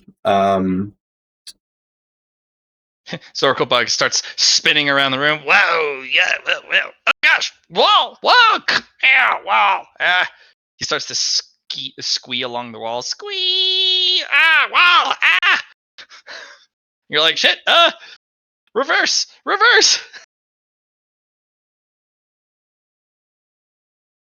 Yep, it's goofy and fun to look at. I'm doing this inside the Blighted Lands, though, right? Yeah, you're not doing it in the wall or in the area. You're just practicing in the cave. Yeah, which is inside the Blighted Lands, correct? Yes. Okay. Would that minus 40 not be a minus 20 since all negatives in the Blighted Lands are halved? That would be correct. Okay. So that's nice to know about. You can try again. Like, you Yeah, no, this is practice. Like, no, this is fine. I just, I wanted to. So yeah, we're trying them out. I fumble a little bit. Let's. All right, Zorbug. Let's try this a little bit more. It's, I want you to, what's really good? Do you have a tune you like? Do you like to hum a tune? Got a favorite song? I mean, you're high, right? Like, you talk about music. That's a thing demons do, right? Yeah. Yeah, I got some good ones. He starts to hum the melody to WAP. Okay. Yeah. Just like think of that and allow just kind of hum it and allow that to. Yeah. Anyway, so Sue's gonna try again, and let's get at her. So that's 4 out of my my 11 I had on me. So 3. Okay, so I have 7 left. I'm going to use another 4, which will give me 3 left after. And let's try again.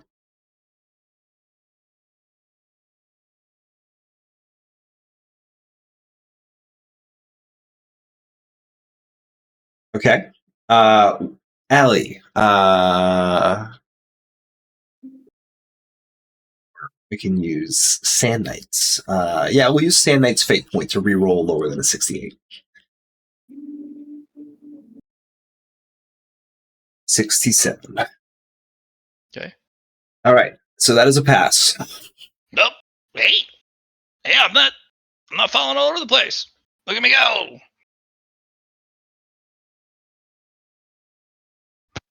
Okay. Hey guys, now we need a way for him to patch his side up. Yeah, you guys. Ash can help you kind of rig up a mock Would he use like a blowtorch? No. I No, want to give him a thread and needle. Yeah, you're gonna have to give him a thread and needle. Yeah, Yeah. with gloves. Exactly. So he's gonna practice threading very thick and uncooperative textiles. Yeah. Together. Go ahead and give me another slide. Do I need to spend Wow. another 4 to do this, or Another 4 for this round because the first round you finally got control, but now you gotta spend more time in practice. So I only have 3 of. I can't use 3 of 4 to use that action again. Right. So I only have 3 out of my 12 left. So I won't be able to spend another 4. Yeah, well, you just got to take some rest and then Gotcha. get them back. Because you, I thought if I you thought they take were a downtime scene. okay. Okay. No, you're an apostle now. If you take a downtime scene rest, either in the dungeon or in your office, like Gotcha. sanctuaries, you can recover your legendary action points. Okay. But that's the caveat. Recovering them, you need to be in a sanctuary. That's fair. But you can teleport to either at any time. Also, being next to a world tree counts as well. Oh, well, good thing I have one of those close by. You have plenty of options. Okay.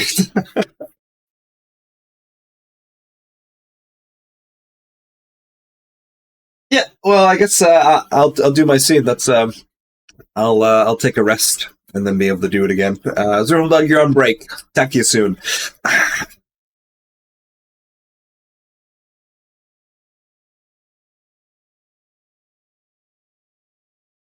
How long does the puppeteering last for? So those 4 legendary actions. How long does it last for?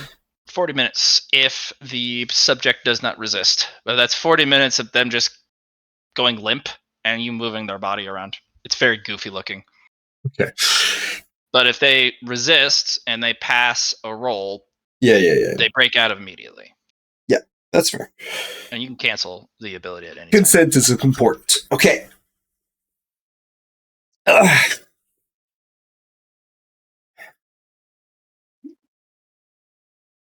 It also is if someone is completely unconscious or asleep, that works too. It works on entities that can't resist because they're not actively resisting. I guess that's basic CPR training. You just are you awake? No. I guess this is how's it have to go. Okay, cool. I can do another sleight of hand, or we can move over to Jar.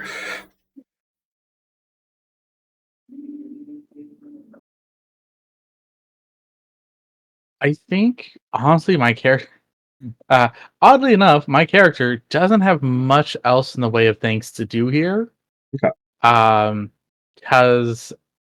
I know what I'm going to do, GM. I want to make a spirit talent. Okay. What are you thinking? I want to make a spirit talent just on this off chance that I'm crazy and when I punch him, he's going to leave an anchor behind. A spiritual anchor. So you want to clean it up. You want to make sure there's no extra paperwork to worry about. Bureaucracy. Exactly. Finance. Okay. So I'm going to make a technique. It's going to be a very specific technique.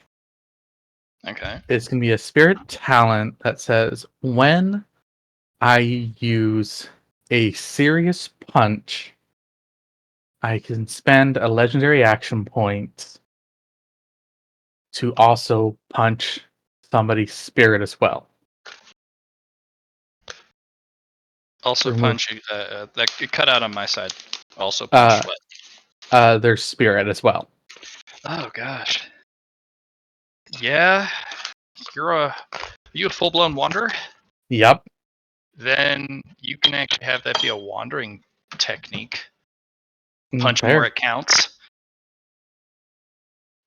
And that's fair. I think I'm going to make it a talent, though. Yeah, you can have it be a talent. That's fine. Yeah. This reminds me of that Doctor Strange scene. He gets punched out of his body. But the body then also rubber bands back to the spirit, and they both get sent flying. Yeah, it's a 2-for-1 deal. I like it. Yeah.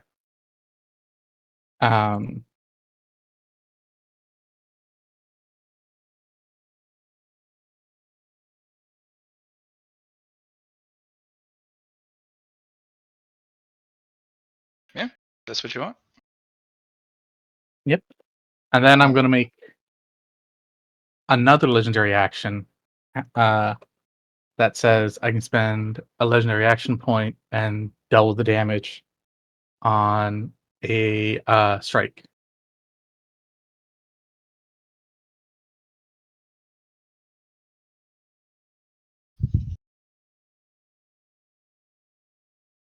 Okay, yeah, works for me, man.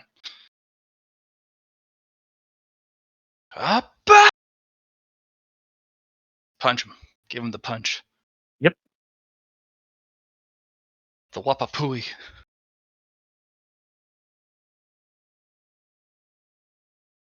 And then the final one is going to be essentially when you punch someone, you will also move them a number of meters equal to the damage dealt. That's a big one. I'm gonna say reduced in meters by their toughness bonus automatically, and if they're conscious or able to defend themselves, they can choose a defense that can either nullify it or reduce the distance. Yeah. Fortunately, this guy, he ain't resistant because he's trapped at the moment. He's gonna be KO'd. Team Rocket KO'd. Yeah, but we never see them again.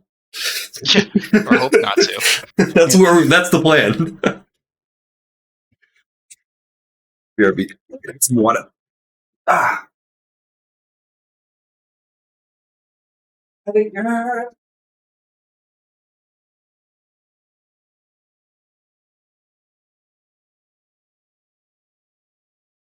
I'm calling it punch of 1,000 meters.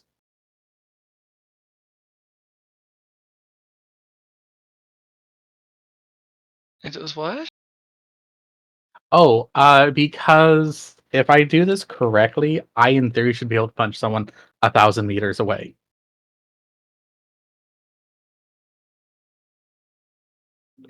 It's like a Machamp punch where you punch someone across the fucking horizon. Yeah. Damn. All right. Well, yeet this guy.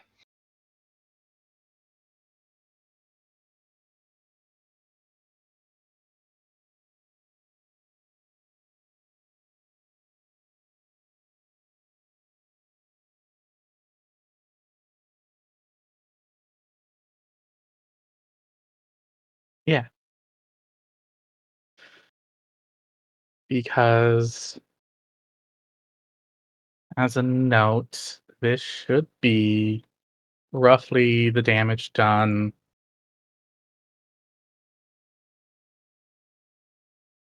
up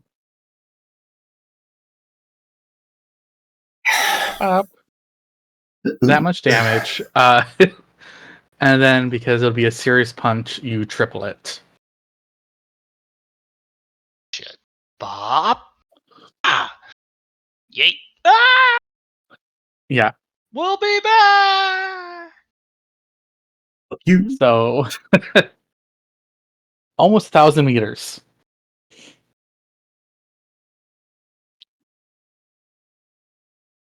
So yeah, that's my that's East's plan to make sure it doesn't stay here.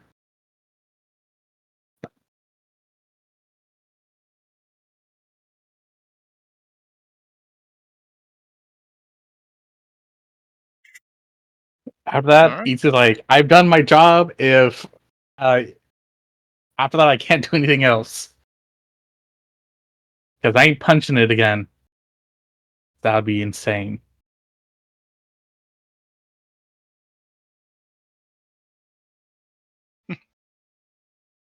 Who punches?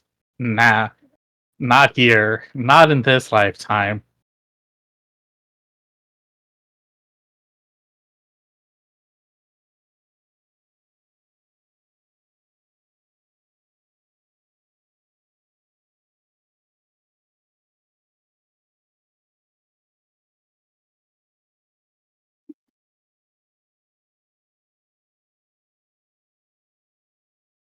Yeah, all easy, Scott. Okie dokie. Okay. Well, So- Susie, you can remove the negative from the sleight of hand now that you've practiced. Perfect. And as long No as more you get minus Zorkle 40. Bug really high, he won't he won't resist. Because otherwise, it's Zorkle Bug. He's got a very expressive personality. That's all right. We're actually going to practice both ways. Because just in case something happens. Like maybe hell's different. Like maybe when you're smoking it and you go down there, you lose your high quick. That happens. Yeah. Okay.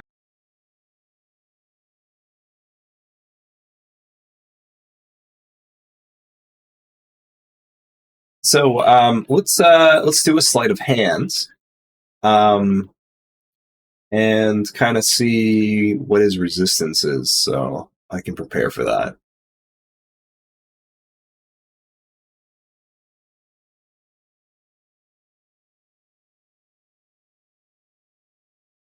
That's 5 degrees.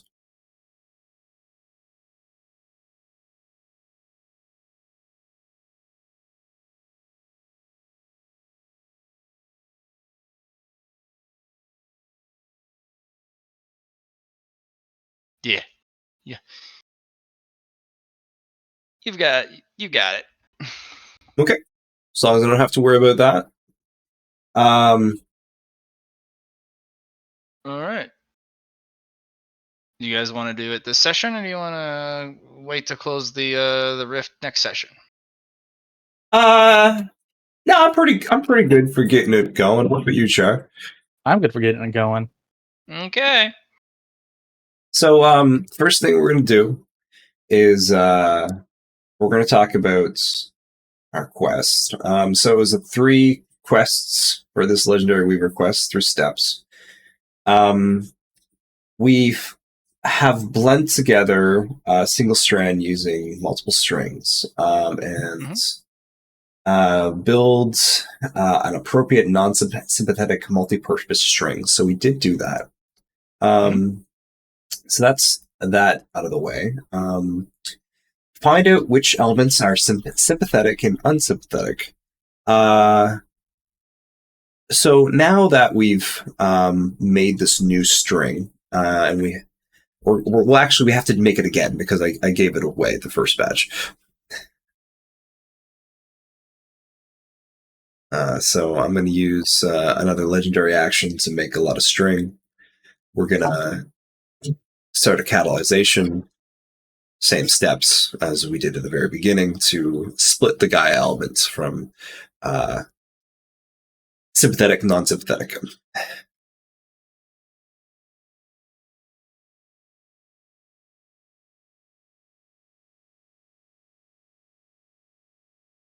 I'll roll that now for the first catalyzation. Okay. It's the same 50 plus from the device, the loom, 40 from the unnatural, and 80 from the mastery of catalyze. And you're trying to make more of the unsympathetic? Oh yeah. Because the first one I gave away, so I had to. They gave them back both the strands. Oh, they wanted okay. you to use them in your endeavor. Gotcha. So I don't have more after. If you have more afterwards, they would love to have. Of course. A gift, but these are priority to fix the. Yeah. So now we're gonna split the 2 strings, and we're going to we're going to do the same thing we did with the Gaia, but with the unsympathetic string, and we're going to unravel it the same way into these different neutral strands. So this is my way of figuring out step 1, which was this quest. Oh yeah. find out which elements are sympathetic and unsympathetic. So if I continue that process and figure out which ones, or I could just divine it if that works too. There's like at least 20 to 30 different unsympathetic elements. Perfect. The reason there's a range instead of a fixed number is there is a lot of sub elements of like metal. Mhm. There's like gold, there's copper, there's silver, tin. Those are all sub elements of the core metal element. And technically, you don't need them. You just need the metal element to represent all the sub metal elements. Yeah. But you can throw them in. It'll just add more reinforcement to the. Yeah. Especially since it. like some of them I have already. Yeah.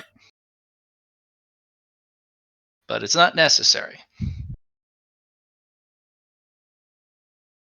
But yeah, it was mostly just to find out. It's just the finish step, the first step of that quest, because I went to 2 before I went to 1, which was interesting. Yeah, well, you'll have it completed. Perfect. So now that we have the unsympathetic, we're actually going to restrand it. We're going to use those multiple strands we made. And then we're going to weave all those strands together to make a new unsympathetic thread that's braided instead of just one single strand. Yep. And then you'll complete the second part of the chain quest because they're all very procedural. And then third quest would be to make something simple. Utilize the string.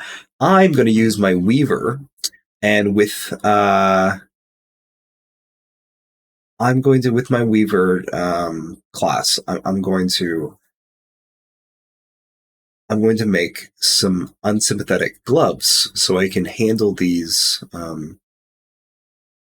this new taboo thread, needle thread thing that the silver dragon gave us, because I needed something to protect my hands. Yep, you'll definitely need something to protect your hands because you can't touch the needle directly.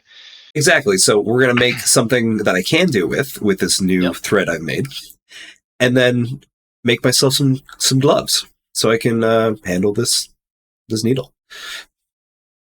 Go ahead and make your bucket pile of rolls. Okay.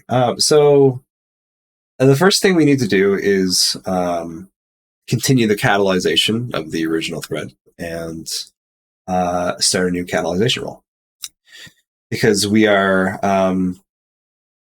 because I said what I was going to do didn't mean I got to complete it with the.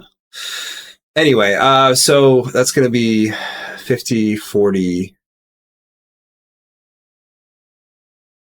50 plus 40 plus 80. Does that work? Did it work? It'd be really cool if it did work.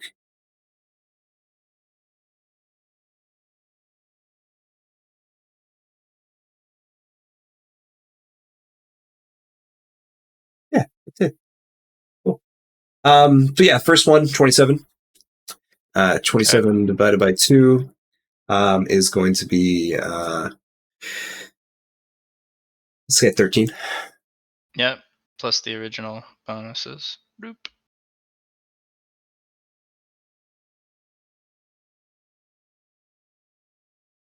So if I go like this, and then I go like 130 50, plus 170, it's plus 300.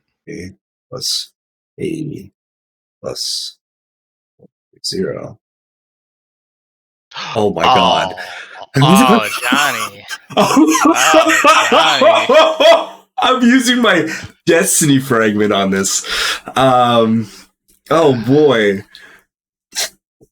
Well, go ahead and roll me the d4. Let's start with that. That's a good thing to start with, right? Yep. I'm gonna add 3 to my let's put that there.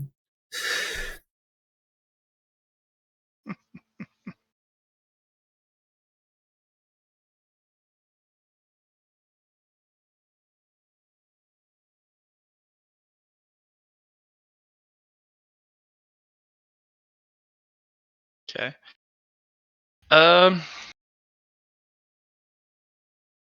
For your bonus, Arendo's just gonna bless the gloves. Nice.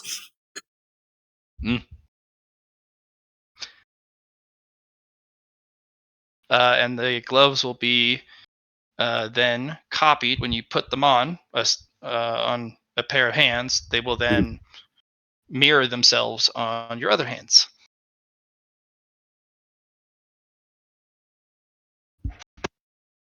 Ooh. Ooh. It's tasty. That really saves from having to make more gloves. Yeah. Okay. Cool. They are very strong. They are gloves that will allow you to touch objects that shouldn't be touched. That's their main feature. Perfect.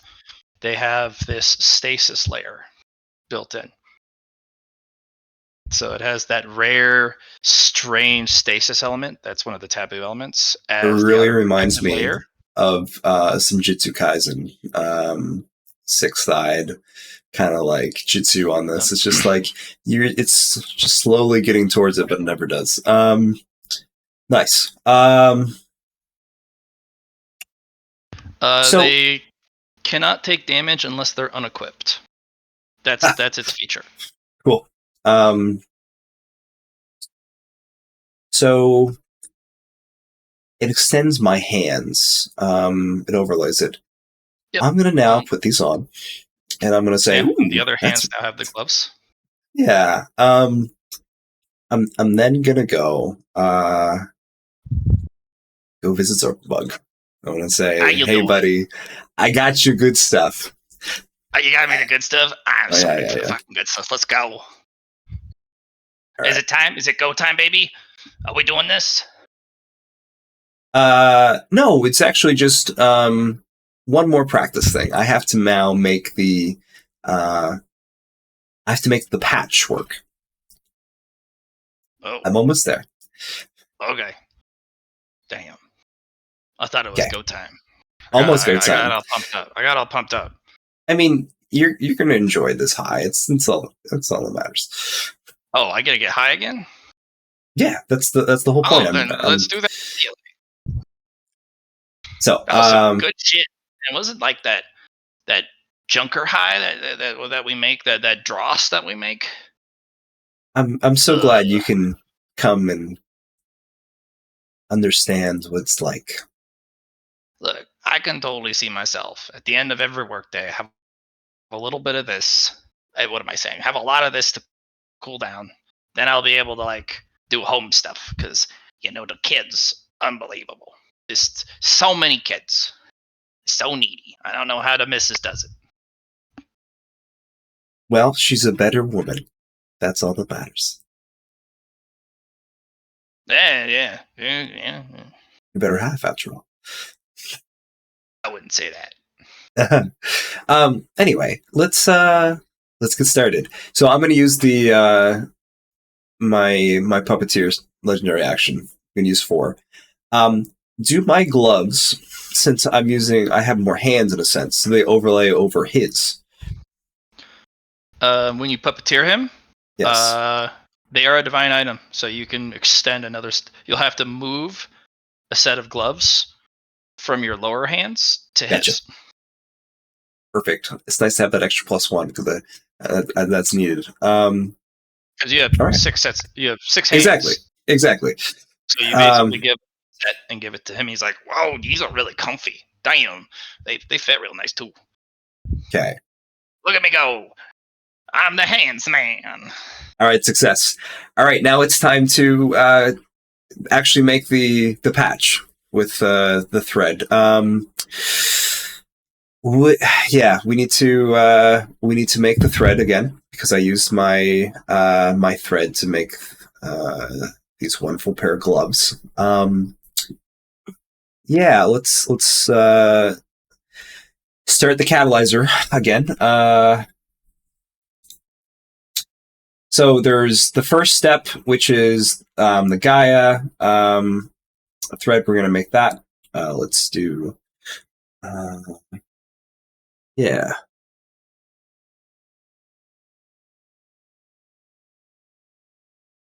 There's the first one, 25.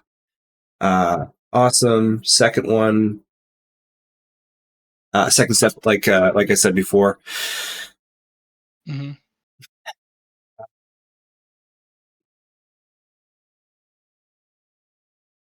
25 divided by 2 is going to be, let's say 12. And then the next step after that is to split it. Now that we have the two, split the unsympathetic, so it turns into all the different ones. And then we wrap it up again. We use those, and then we make the fiber, and then so that's 3 steps total. Here's the next one.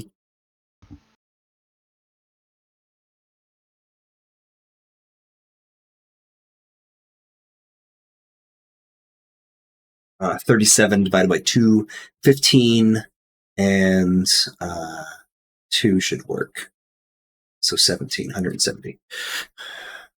Cool.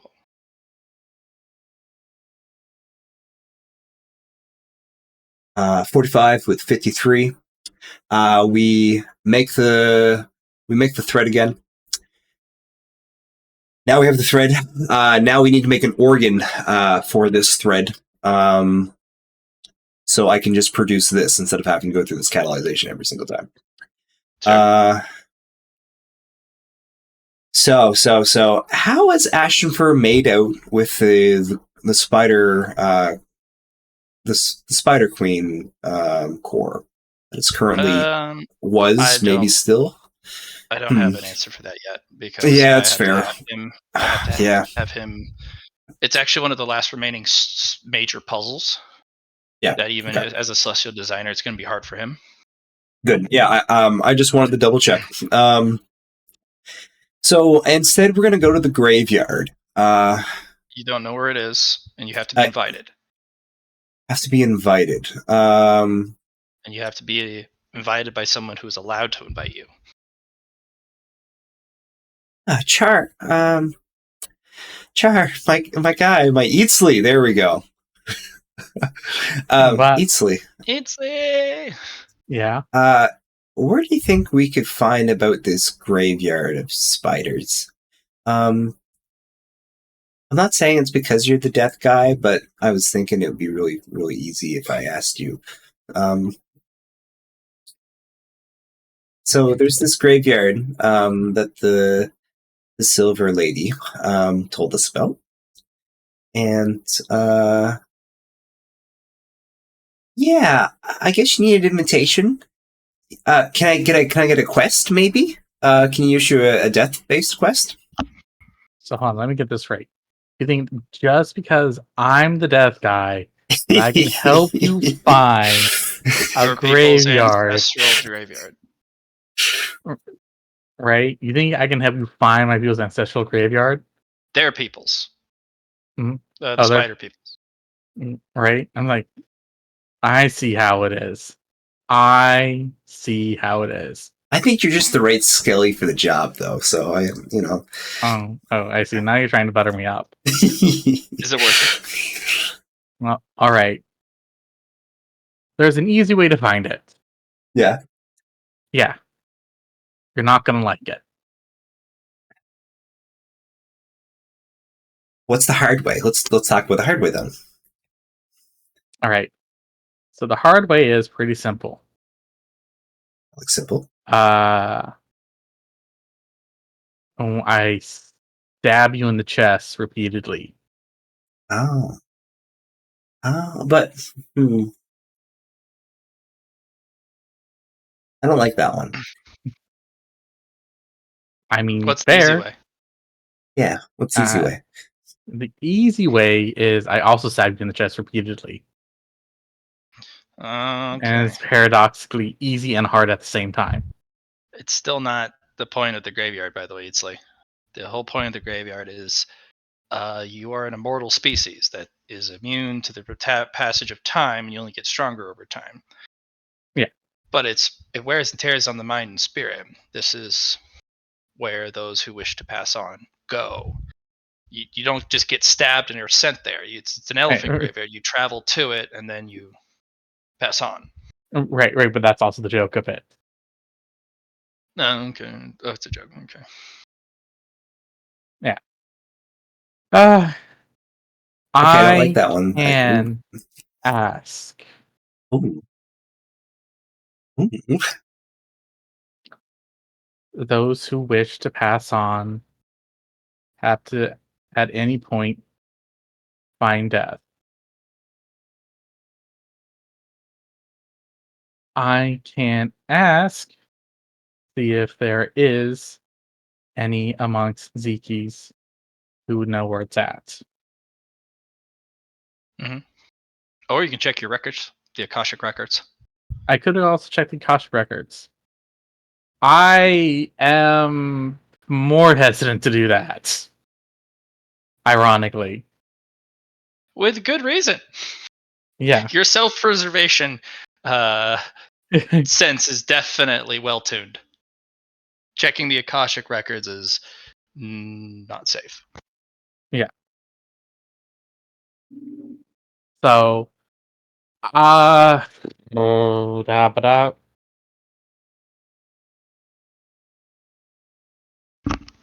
those are your options right now. I can roll me Godstung, because there are protocols and procedures for involving Zeki's domain.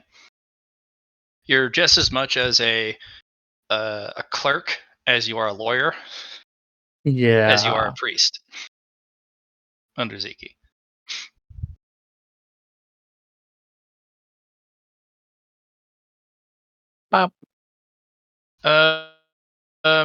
Going through your knowledges, you would need to find a very powerful spider to get access, and you would have to convince them that your need is appropriate. Oh, maybe I can just ask the heavenly demon spider. I have someone better you can ask, actually. Okay. Yeah, you're not gonna like it either.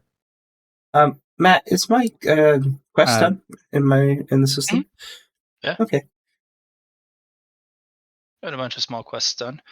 Well, that was the 1, 2, and 3 because I made something. I utilized the string. The end of the chain quest is translucent thread as the reward. You can produce translucent thread, and if you weave them into a textile, like a bolt of fabric, it looks like a window pane. Okay. Yeah. The tighter you weave the textile, the more impermeable it is to moisture, and the more it acts like an actual glass pane. Gotcha. Or you can weave it loosely, and then it breathes. Yep.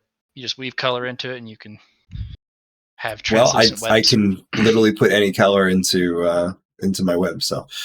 Mm-hmm. It also makes, if you include no color, you can make what looks like glass threads, which are really freaking hard to see.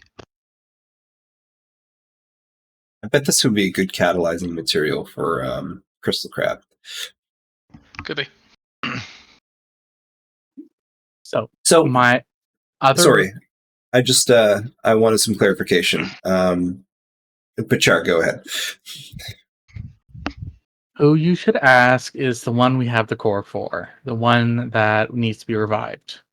Yes, but we need some help to get that revival. Yep, but that's what I would ask first. Yeah. Yeah, that's a good idea.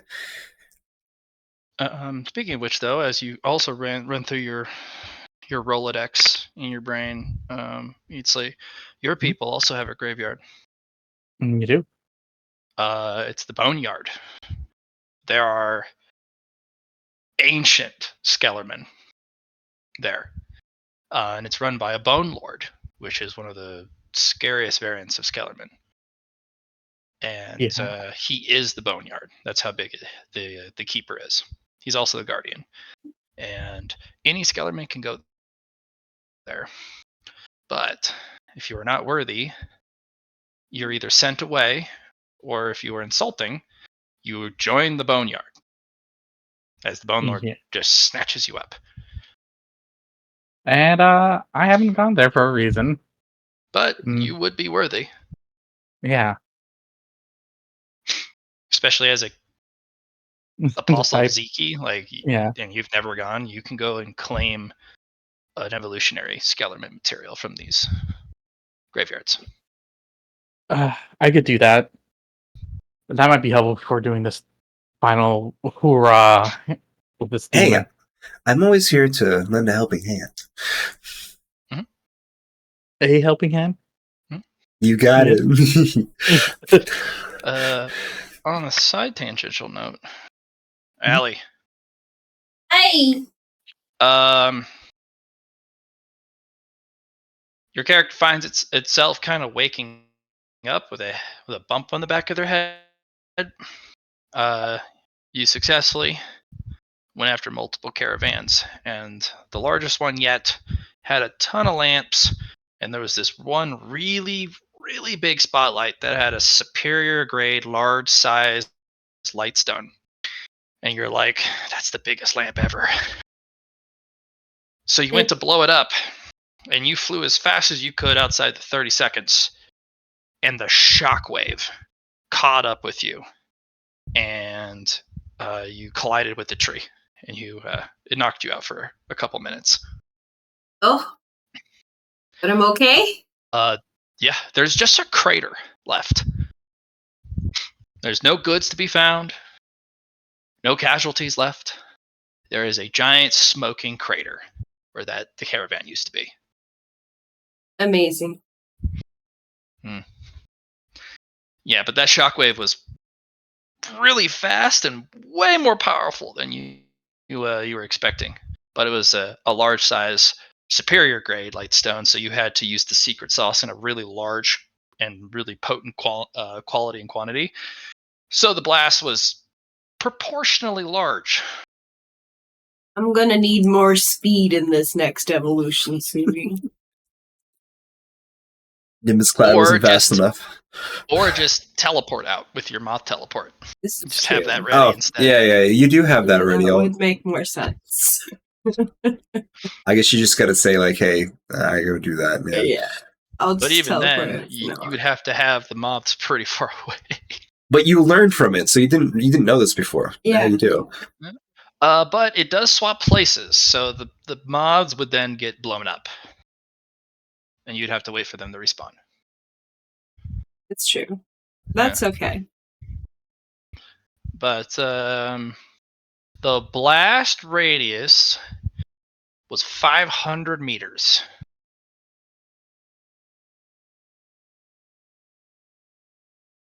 It was absolutely enormous. Superior large light Aetherstone did that.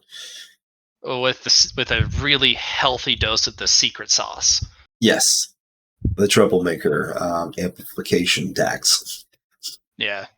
Allie basically combined superior grade sub-elements to make the secret sauce, and then basically injected it with like a full liter of this and was like, it's time to go. Boom!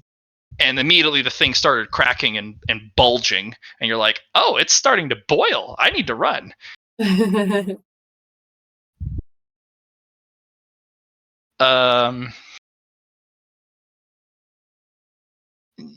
Yeah.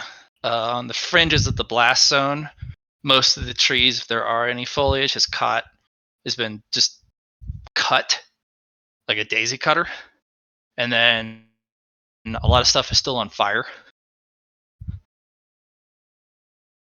There's no more lights. Lights. I blew up all of the lamps.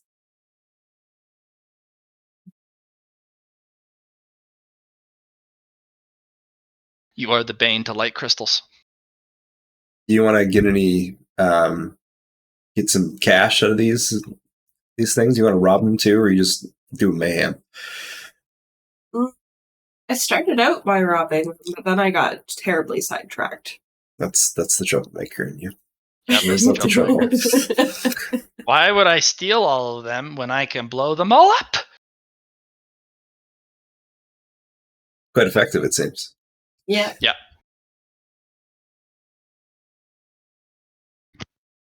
Can I experiment with this new form of bomb and figure out how to do it with other aether crystals? Yeah, if you want to try and figure out the secret sauce for all the different elements. Yeah. It sounds like a fantastic project. Which element do you want to start with? Do you want to do a darkness crystal and see if you can get a darkness crystal to explode? I'll save darkness for last, since I gotta use some of them in my evolution. Important. Well, which core element do you want to go with?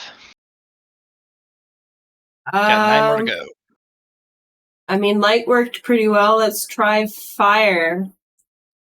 Oh man. That one's way easier because it's adjacent to light. So you definitely have to make some mods though. Give me a troublemaker roll. Don't forget your plus 70. I do need around 10 to 11 degrees for you to figure out the sauce.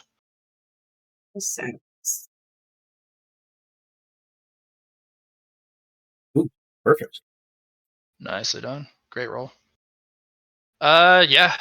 Fire crystals will also tremble in fear in your presence because they're like, I'm about to get blown up.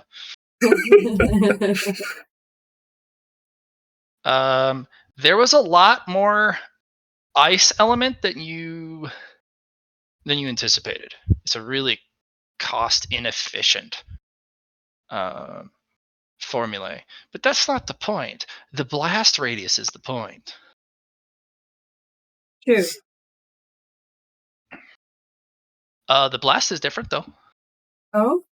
The fire crystal, when it explodes, unlike the light crystal, which is just a common explosion, it's basically like a giant det pack with a flashbang on top of it. This one is basically a steam bomb when it goes off.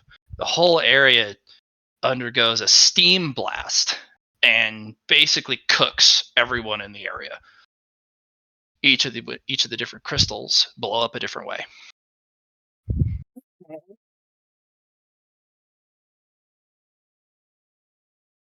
Yeah, and then the steam, the water particles in the air, the steam, then cover the area in steam, so it messes with vision. It also completely invalidates heat vision because it's hot steam. The fire crystals make steam bomb and light crystals make normal bomb? Flashbang. Flashbang. Bomb. Yeah, a flash bomb. But they all still have a lethal explosive charge, a shockwave.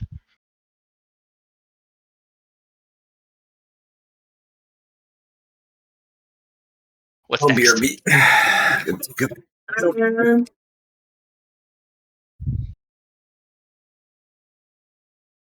Let's do lightning crystals next. That's a sub element. Oh, okay. The main core elements, you need to do the 10 core main elements before you can work on exploding sub elements. Okay. What about just like a normal aether crystal? Just your average Joe. Your normal one. Go ahead and give me a troublemaker roll.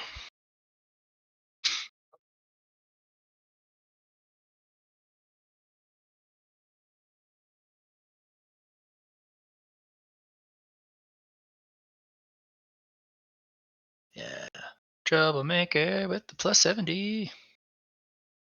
It's coming. It's coming. Yep. You're missing something. They always shatter harmlessly, no matter what permutation you use. But you know what you could use. It's the most inefficient and least cost-effective method, but you're pretty sure the blast radius is better than the rest. You need to use refined or unrefined Ethereum, Got which will some of that. No, super I don't. overload.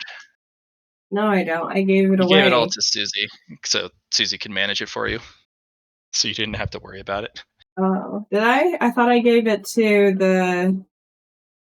the lady in the last dungeon I was at.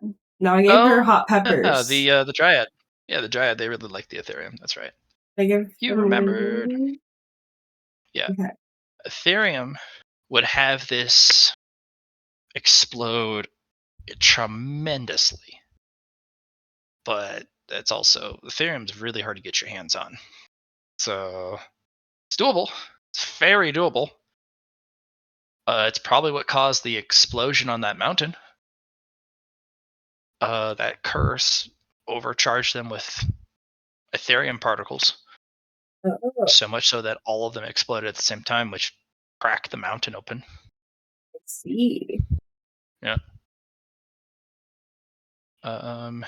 It would be even more dangerous if you put the Aether Crystal in a compartment, then lit the fuse with the Ethereum, close the compartment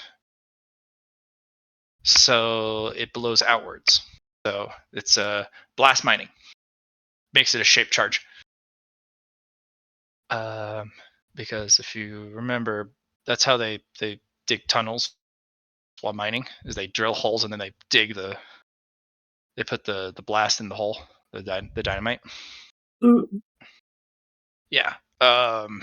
It would do untold wreckage if you got the bomb inside of a construct rather than throwing it at the construct. Like if you were to get it in its armored housing, it would come apart and shrapnel would fly everywhere. If you got a big enough Aether Crystal and you were able to get highly refined Ethereum, there's not much you can't blow up. Where can I locate highly refined Ethereum? Only Susie right now.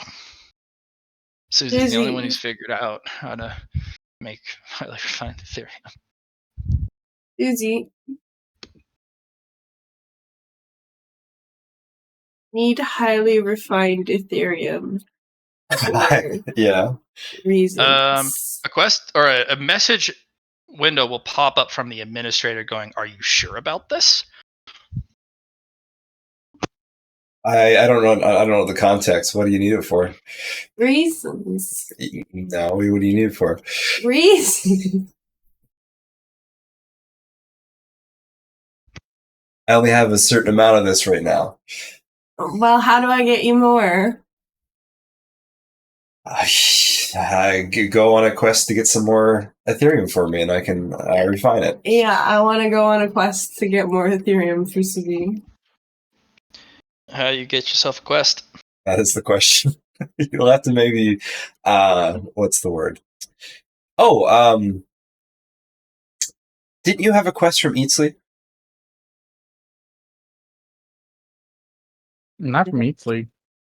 I thought you needed a See Me Not or something from The Eatsley. See Me Not quest. I did have a quest. Yeah. Did you get that from Eatsley? Yeah. Maybe I did. Yeah. Did I? Yeah, Yeah, what's you the, completed it. Yeah. I guess you're going to have to go back to Eatsley or figure out what Okay. this quest reward is. I'll go back to Eatsley for the quest reward. Eatsley, Yeah. I got the lizard. You got to see me now? Yeah. Congratulations. Good job, Mothman. You have Ethereum. I don't have Ethereum. Ah, shucks. Why? What are you looking for Ethereum for? Reasons. All right. So last time you said reasons and you didn't tell me. I would like to remind you, you ended up putting one of our uh, newly born kids into the ground. Is that the last time I told you reasons? Yes. Oh. Well, I'm sure we all learned a valuable lesson. Which Yes, I is don't take Ingrid's reasons always as an answer right. from you. What? That's why I don't take reasons as an answer from you. Well, if you don't have any anyway, it doesn't matter. Goodbye. And I will explode into a poof of moths. I'm gonna message Susie. I'm like, Susie, did you get this? Why are they looking for Ethereum?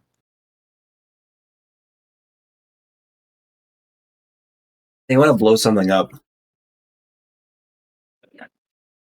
I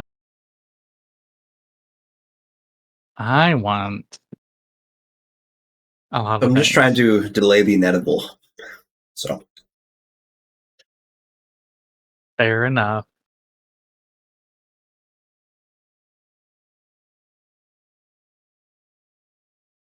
You guys don't know? Nope.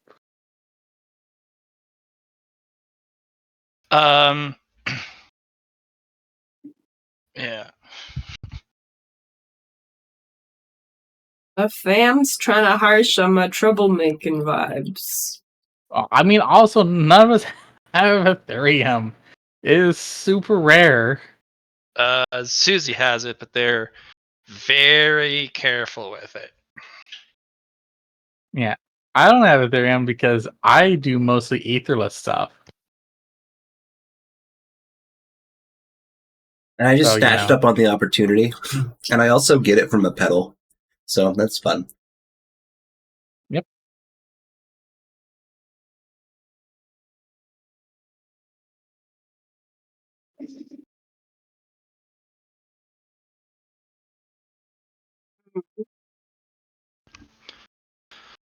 Well, do you want to ask around, Allie? Yeah, Who are you gonna ask? I'm gonna go on a long soul-searching journey Okay. through the desert. Okay. Okay, I like it. I'm gonna follow the stars as my guide. Like it. The Wiggler is calling. Wiggle, wiggle, wiggle, wiggle. Wiggler. Wiggle, wiggle.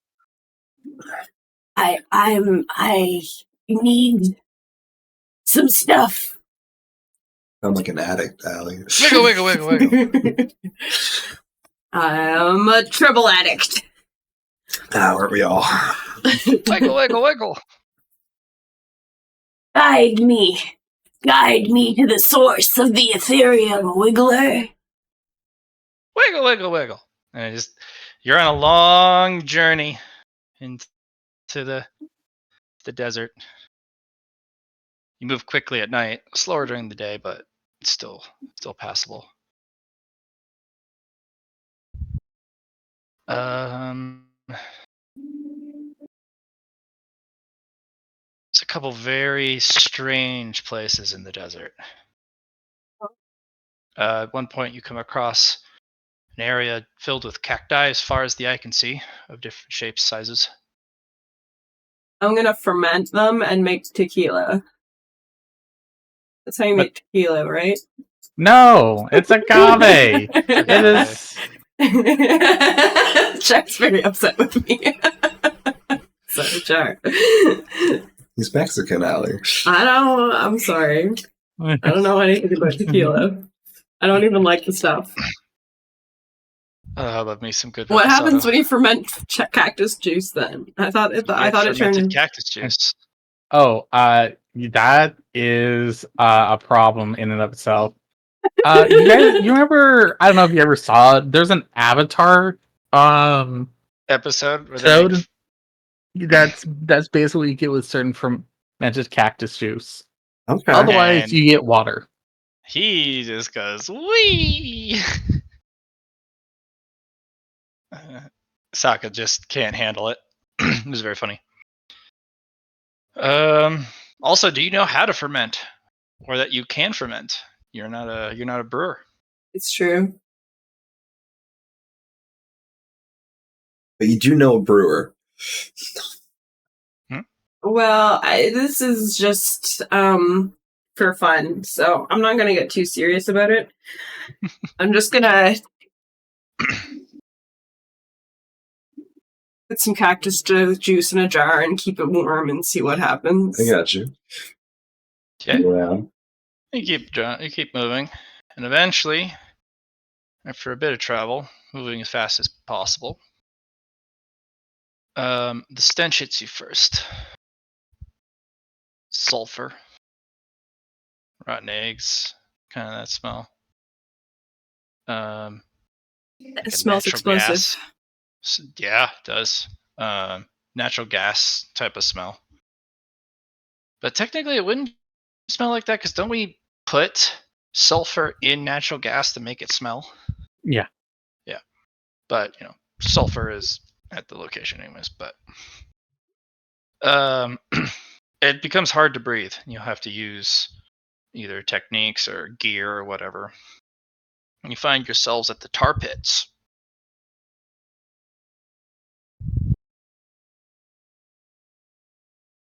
There is all sorts of semi-sunken, semi-submerged monster carcasses.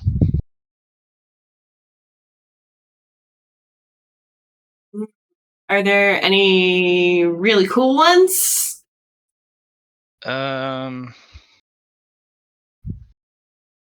Not that you can get access to, because a lot of them are in the tar pits and are slowly sinking. What kind of cool monster would get him stuck in a tar pit anyway? You're not sure, Cool. but you also hear a strange whooshing noise with a kind of a cacophonous screech, and then you hear a massive thud and a squelching crack. And when you get close, it looks like something landed really hard from falling. It's an enormous lizard with heavy armor plates. It's bigger than Phil. It's kind of like a Komodo dragon with 6 legs, with heavy armor plating, and it just looks like it fell to its death. I'm gonna look to the sky to see if I can see what might have caused it to fall. Don't see anything immediately. Indrid, is he still alive? No. How about I take all the evolution materials off of them? He's all sticky. Yuck. You sure you don't want to make me? Not I can yet. make him. Oh. But you actually see one of the tar pits. The ichor comes out and grabs it and starts to drag it into the tar pit. You're not gonna grab it? Yeah. Oh, okay. Okay. You also hear the same noise another 15 minutes later. And then as you get further in, it's raining monsters occasionally. You see a lone mountain off in the distance, as tall as the horizon.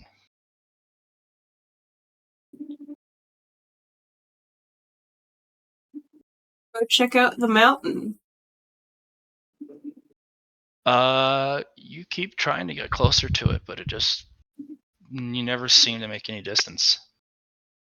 And you're kind of stuck in the middle of this massive tar pit field. And there is sometimes more land to walk on. Sometimes there's very little land to walk on. And anytime you try and fly over any of the tar pits, you get nauseous and sick immediately. and your vision starts to blur. Yeah.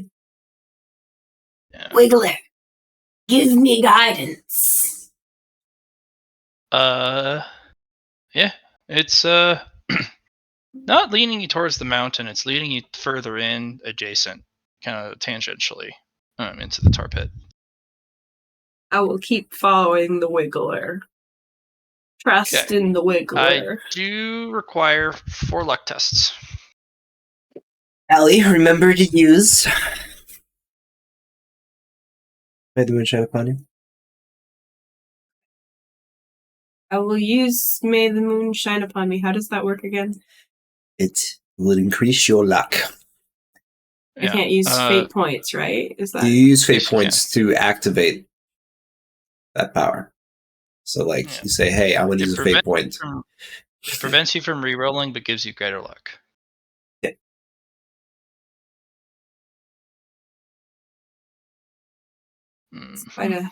What if I roll bad? I guess you can.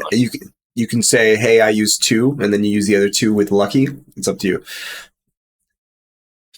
You can't use you can't re-roll a May a Moon Shine Upon You roll.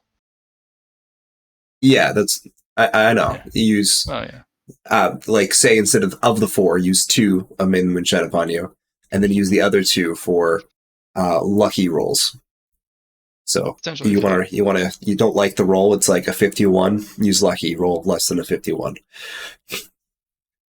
So I can wait and see the rolls, or do I have to? You have to call beforehand. You have to call beforehand.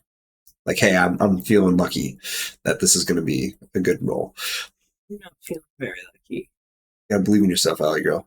I haven't had 100 in a long time.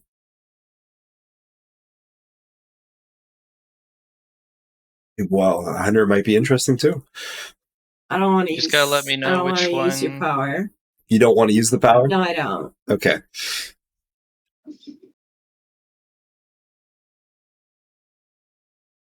Four luck tests. Which are 1 to 100s, lower the better.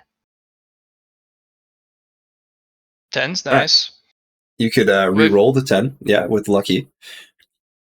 Yeah. Why would I want to? Oh, because I'll re-roll them all. Sure. Yeah, you got 4 paid. I got 8 points for it. Yeah. So like /R 1d 45, 1d 43, 1d 9, and 1d 39.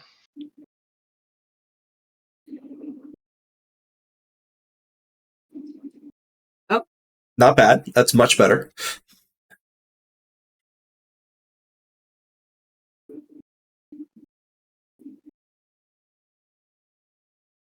And she rolls a 1. Congrats, Allie girl. good.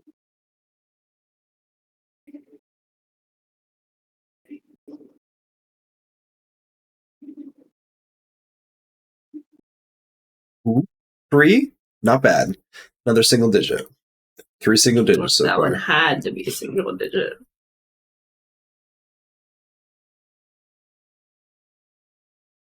Yeah, we're doing good. You did great, Allie girl. Good job on not listening to me. I love Wiggler it. does not lead you wrong. There is a sunken part of the tar fields. All the death culminates into these small, rough Ethereum pools. Very, very small. Maybe a thimbleful at best. But it's extremely crude. But your danger sense goes off. These small pockets most likely are not unprotected. That All would you see make is sense. tar. So there's little pockets of Ethereum with tar surrounding them, is what I'm hearing. Mm-hmm. And then in a kind of a sunken crater, there's these little itty bitty poolings of Ethereum caught in between the rocks.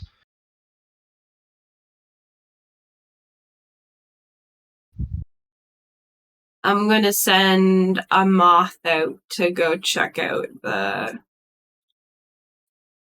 the pools of Ethereum. Kind of floats around. It's starting to get darker though. Like the day is? Yeah, seems like it. It's your element.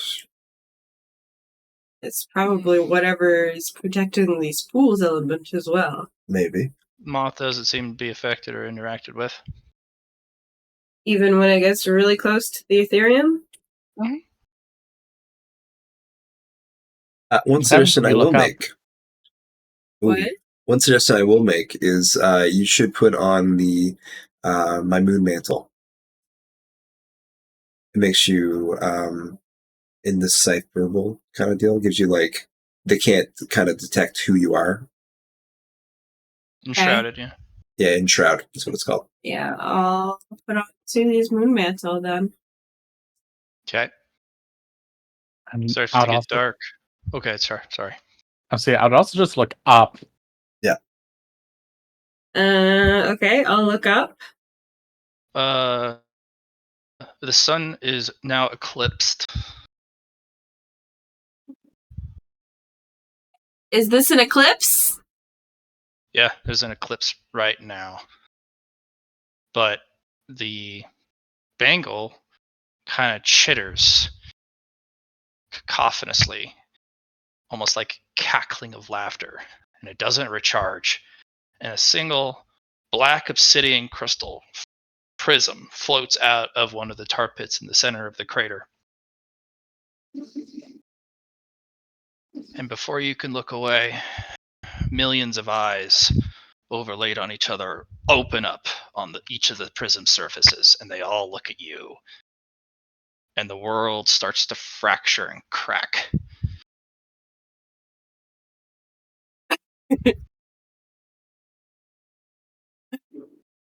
Terrible. And the tar starts to creep up and out of the pools and starts to creep its way in tendrils towards you. Like spilled ink. I'm gonna set it on fire with my firebolt pendant. It lights on fire. Now they're It's also still on fire! Yeah, now they're on fire and creeping towards you.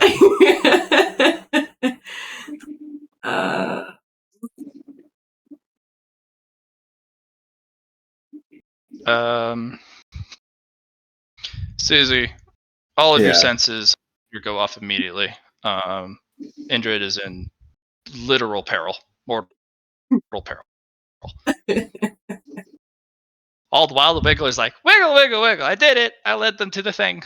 I did good, right? Just what I would expect from my Wiggler. So, Allie, do you want help on this or no? Yeah, probably need some help. Okay. I think the easiest thing is just to pull her into the inner world from her location. As you attempt to do so, there's a glass pane that your pole collides with, and the glass pane turns obsidian black, and millions of eyes overlaid on each other cover the entirety of it, and they stare at you. See. And they start to pull you to the obsidian pane.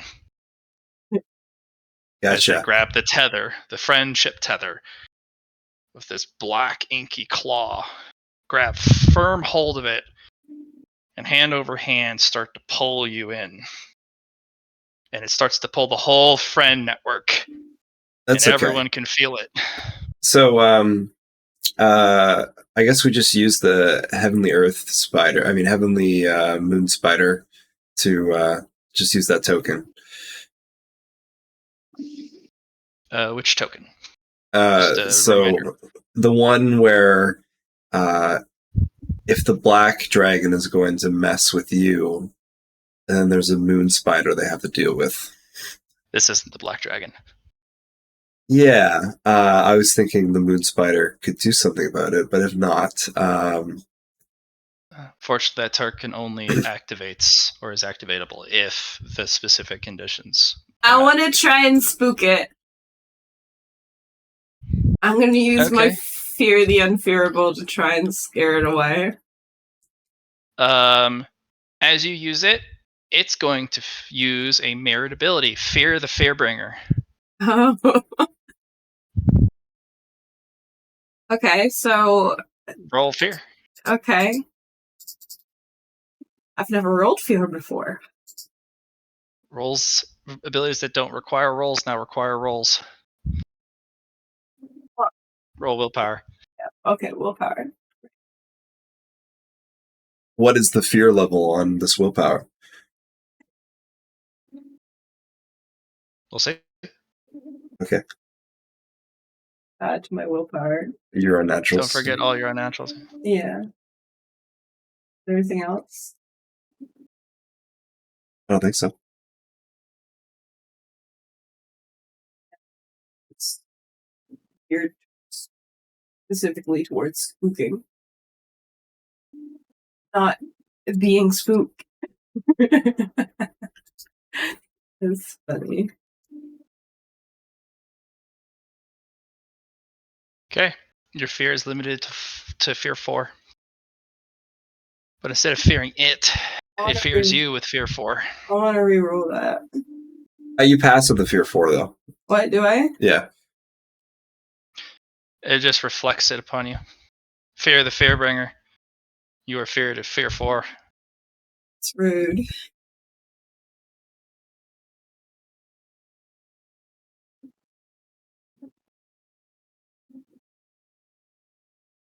You are stunned in place in fear, which you've never been feared like this before. Oh my gosh. Is this what it's like to be spooked?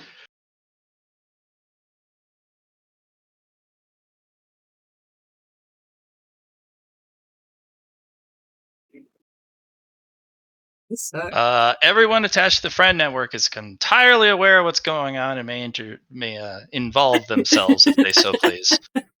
All right. So I would like to. I would like and go to touch this individual if I can with my new gloves. Okay. Fortunately, they are the don't touch me gloves. Yeah. Okay. Do I manage to touch him? Is the question. Yeah. This ichor substance starts to try and crawl up and around the gloves to go at your wrists, though. That's okay, because we're going to do this beforehand.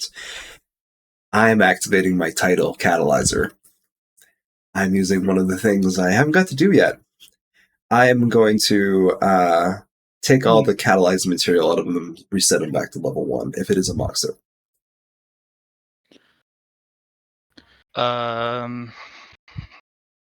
Is not a monster. It's not a monster. Okay, I cannot do that. Is it a demon? It is not a demon.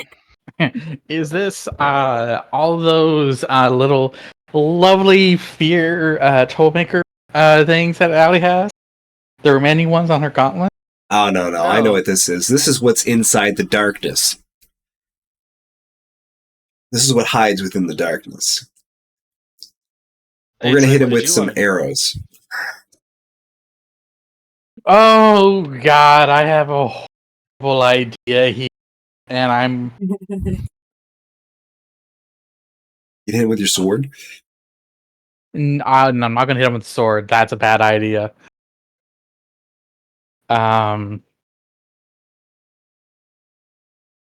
It's coming for us. I'm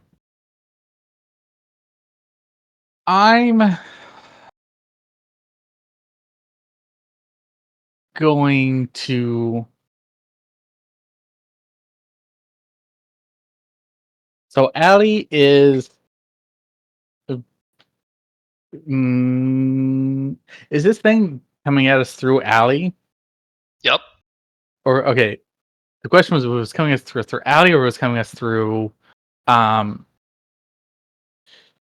It's using Allie's friend connection, the friend bond. And through that friend bond, it's going after Susie, and Susie's the nexus of the friend bond, which is then leapfrogging all of the problems to you guys. If Susie goes down, y'all go down. Did it get any terminus from me fearing it? How much terminus do you apply?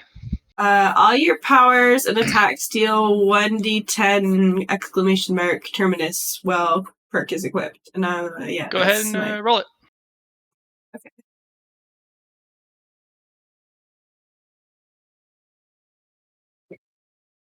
I'm gonna get this terminus, though. I don't know if I should have mentioned it. You get 6 terminus. Oh. Sucks. All right.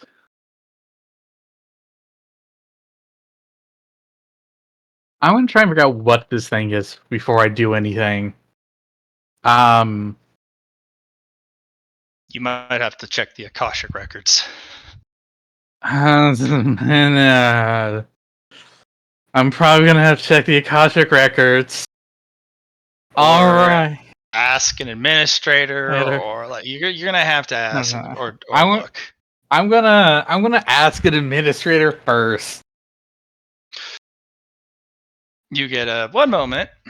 Hello, administrator. Hi, administrator.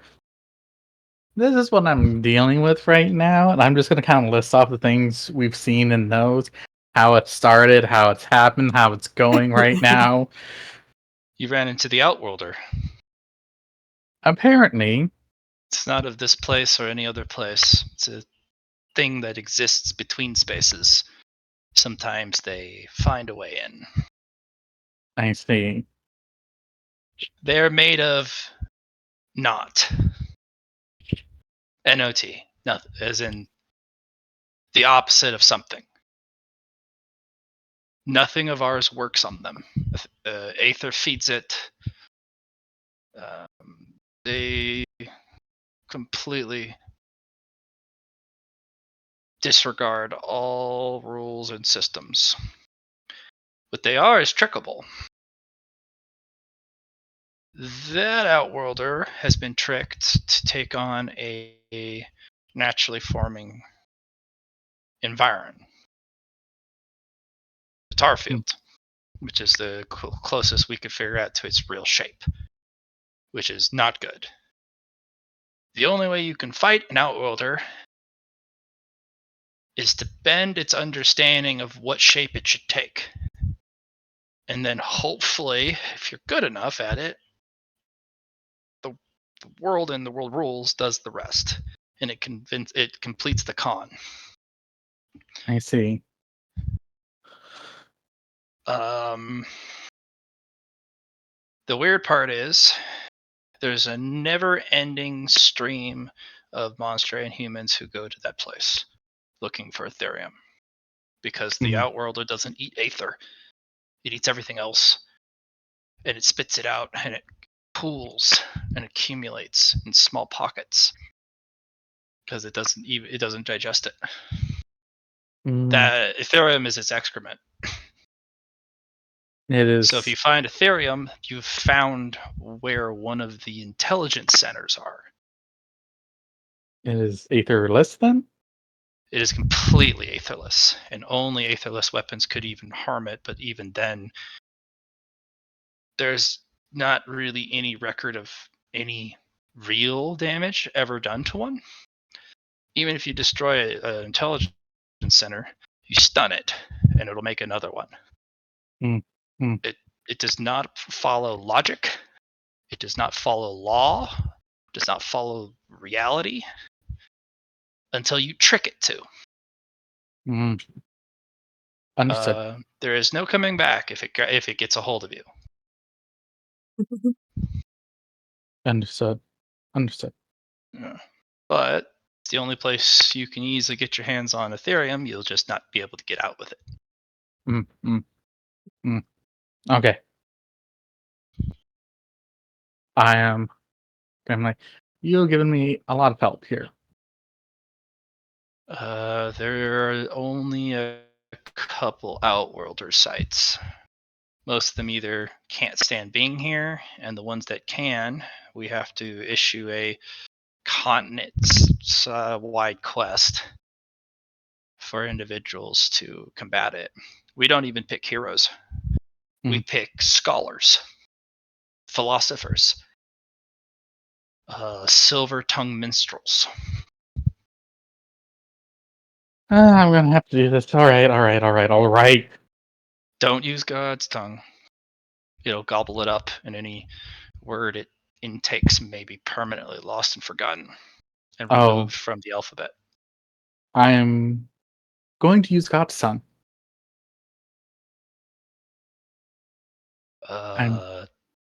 Don't do it near it.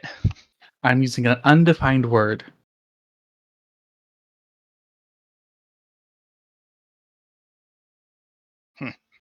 You're just going to make up a word? Mm-hmm. Oh, I suppose. Just don't use anything that's already defined. Yep. I'm going to use an undefined word. All right. So, GM. Mm-hmm. I'm going to take one of my perfect aetherless swords. Yeah. I'm going to take one of the letters I have received that has a word in it that is undefined. That I received from the God of Time. Mm-hmm. We are going to define my aetherless sword by a name.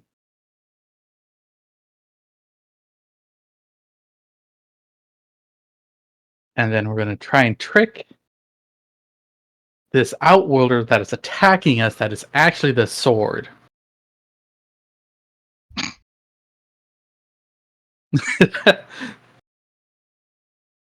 I believe in you, Eatsley.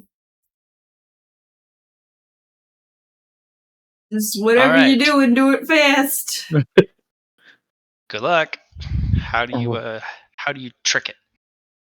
What's your approach? How do you apply the sword? Where do you put it? What's I'm going order of operations? Yep. So we're going to put the sword down, right? Mm. We're going to take out the thing, and then when it starts, since it's coming after us, we're going to write the word on the sword. So when it starts attacking us, we're then going to reflect its image and its name back onto itself. So you're going to infinitely mirror the mirror. Yeah. Okay. And the word we are going to use in God's tongue is going to be, or the new word, is we're also going to use our wondering technique of gibberish. Oh, it's just nonsense? It's just mirrored nonsense. Back at it, so it defines its form as nonsense. And it's the blade. Okay. I'm making the blade nonsense. Okay. Allie, you're sent the blade. Oh. You got to make a hit with it. Okay. I need a willpower test to hit it. Willpower test to hit. Because you got to break out of your fear, self-induced fear. Since you rolled 4 last time, it's a minus 40 willpower. But you get all your other bonuses. So.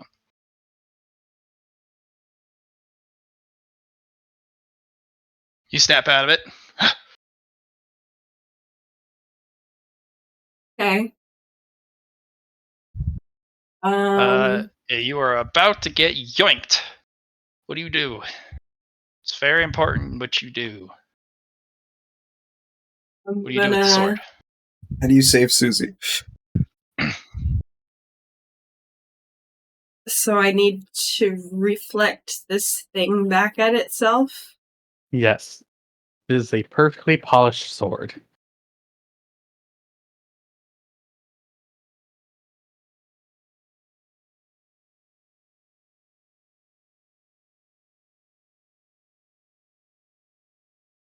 I'm gonna shine the moonlight into its eyeballs. Okay. That's all you need to do. Yeah. And the prism will get into the blade. And the blade is now this obsidian ichor polished sword with a million eyes overlaid on themselves. Kind of like Helsing Ultimate. I'll send the sword back. But they don't have any concentration. All the eyes are always looking at different places. There's no cohesion. Fearbringer, I think you need to hold on to that for now. Actually, this is a scabbard. You come get it yourself, Feasley. Oh no, I'm just wall is gone. Yeah. But you can feel it's going to start to rise up. That's only one fragment of its ego. A sliver. Yeah. Well, Okay. what I'm saying is you sheath it so it's not looking anything before you pull it through. And it's fully mirrored on the inside. Yeah. Okay. The tar Let's will recede in the area. You can get your Ethereum, but you gotta hustle. Let's collect. Yeah. Do you send me? I don't have anything to collect it with. Don't worry, Susie to the rescue. I'm going to use my Starts legendary throwing action. bottles at you. I collect as fast as I can. I use my legendary action, many hands, to get some more action economy there, and do it as quickly as possible to collect all this Ethereum. I know the limits of Ethereum, so I have different containers for each. This is extremely crude Ethereum. Well, that's completely fine. I like it being crude. I think that's going to be really fun to work with. You're going to be... So there's 4 pools. There's 10 units of crude Ethereum per pool. Gotcha.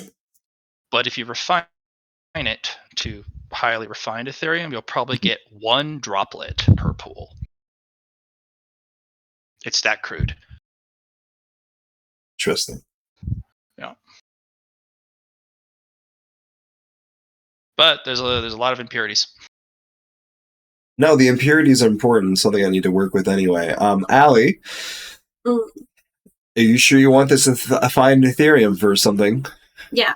Because we almost died, and you need to thank Eatsley. Oh, Very that quick sword. thinking. That sword's mine. Oh, That's my thanks. Definitely. Okay. All right. You will get your 1 Ethereum droplet. But you know what I wanted to try first, bet? Mm-hmm. I wanted to try putting in the impurities of the. Before that, can I get out of this area? I'm leaving. Yeah, no, There's we leave. a small window in which you can all teleport back through the bond.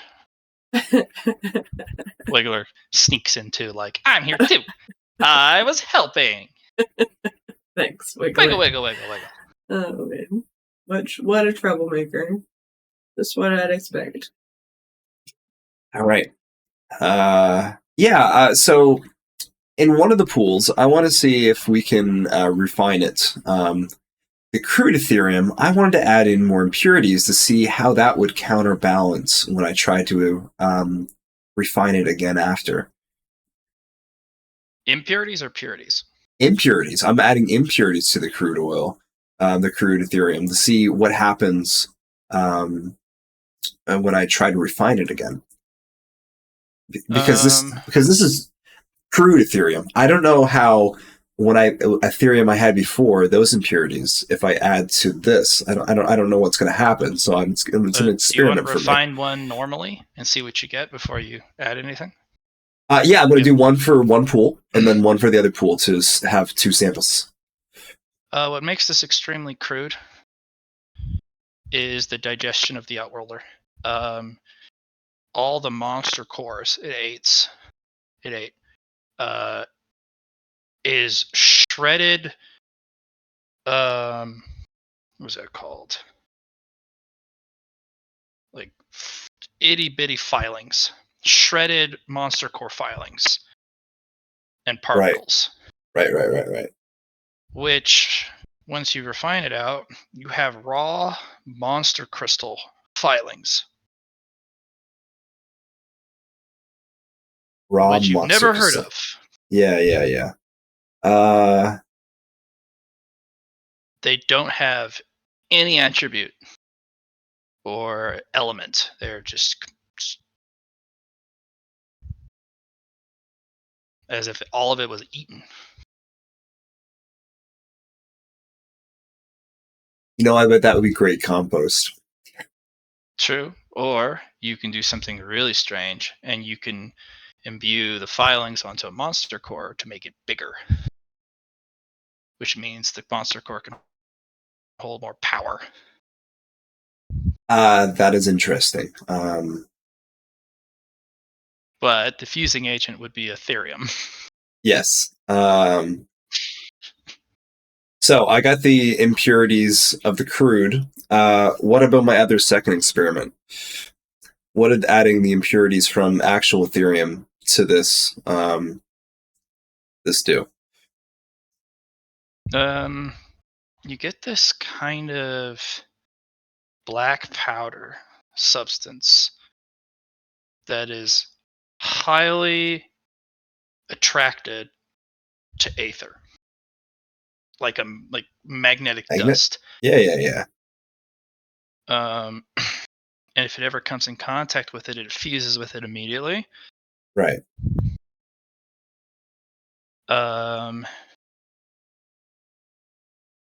Under observation, it does not do good things to aether.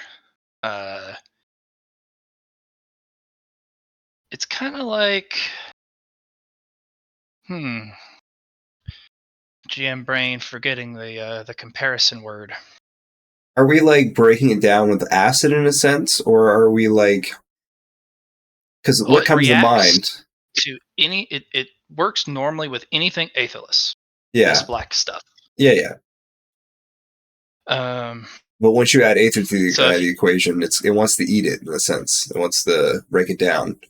Yeah, it basically works like fluoride, like straight hydrofluoride to anything that has aether.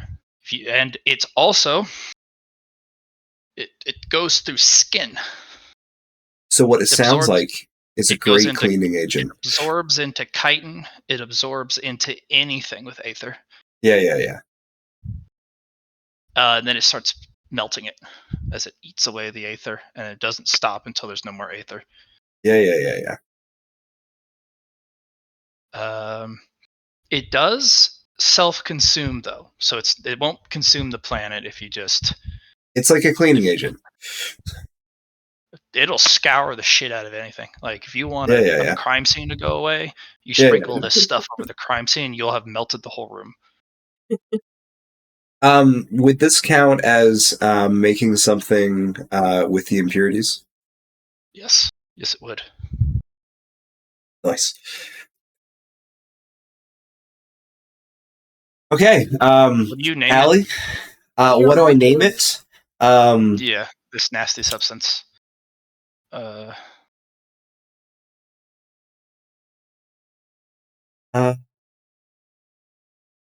We're gonna call it bad decisions.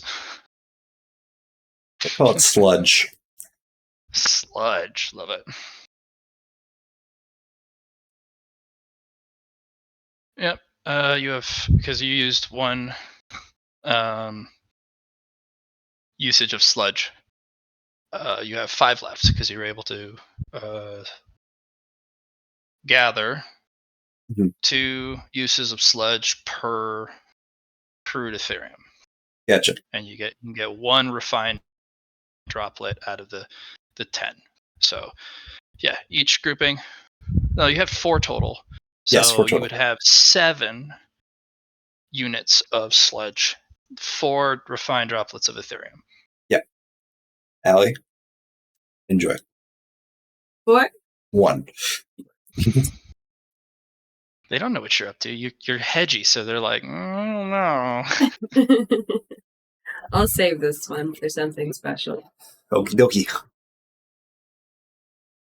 Who has the sludge, or do you just put that on your shelf? That's on my containment shelf.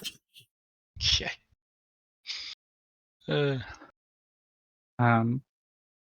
As a note GM, Yeah. Eatsley is going to put it down in official records. So it is known to his god that there is now a taboo word in the god's language. There is a form for that. I bet there is. It's one of the longest forms you will ever have to fill. Yes. Easily made a word. And I was like, by the way, we can't use this word. Because the form is a mimetic. Once it is officially put into the system, like the paperwork successfully filed, it's approved. All the administrators are given this paperwork, and all the gods are given the paperwork. And everyone forgets the word, and the word cannot be remembered. Yep. Very convenient. Because that word is now just being used as a sword to be contained in. That was a very neat solution in a hurry, by the way. It's like, well done. Thank you.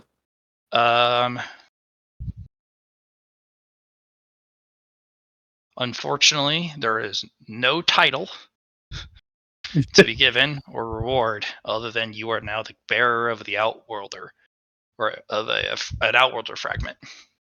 It's Yep. not the whole thing. But it sounds like a great weapon to me. Very cool. No. Ziki is gonna, with the other guys, they're gonna put together a bind on that sword. Yeah. So it is stuck to the sheath and cannot be drawn. That's even better. Okay. To Good draw stuff. it, you need to fill out paperwork ahead of time, Yep. which is just as lengthy as the one you just filled out, if not more. Or you can draw it in a haste by breaking it with intent and using it. But afterwards, when there is a calm within the storm, you will be brought forth for you to undergo the trial of judgment. Yep. And if you are found in poor judgment of use, you will be stripped of everything you value. And you will be reset to level 0. Like just at the start of the game. Yep. And Easley's just gonna Easley, in order to not tempt himself, is going to have it put in his office under his seal. Using it on the upcoming war is not good judgment. I figured that. That's an in-house problem. Exactly. You don't use the out-house or out-of-house, whatever this is, to beat up somebody from in-house. Yeah.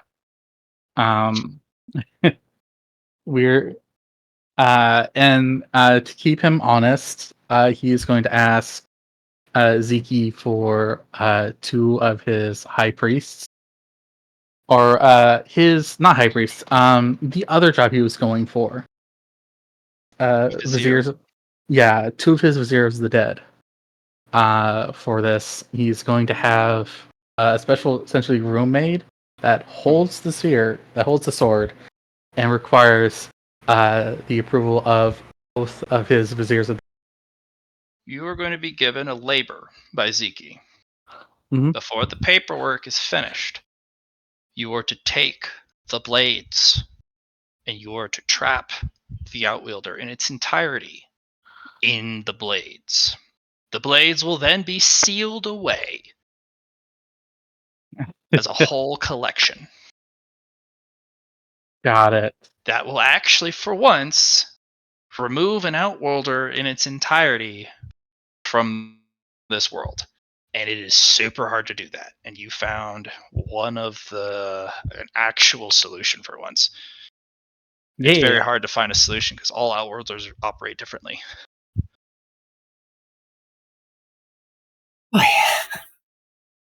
Reward for this labor is you may ask one thing from the entire pantheon of your choice. Nice. One unfettered favor. You'll be given a coin, a full pantheon coin. Nice. It is not easy, but you did the hardest part, which was figuring out the containment protocol. Yep. You will also be able to recover an incredible amount of accrued Ethereum. Yep. This is my second divine labor. Hey, that means more things to your house mantle. Congratulations. Right.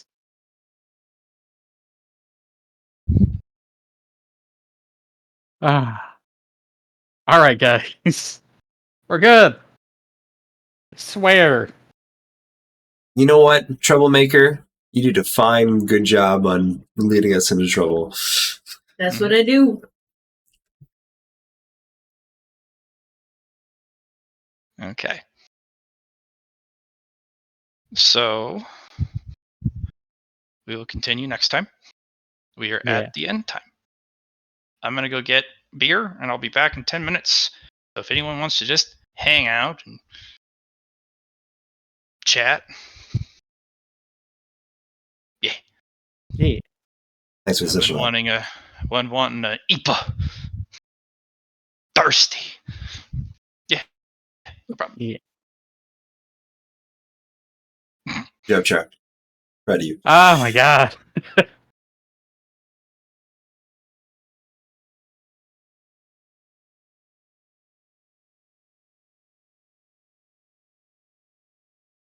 Okay. Right. I'll be back.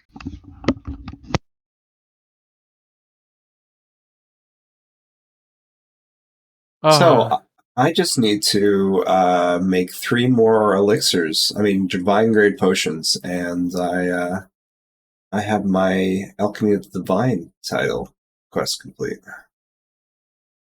That's fun.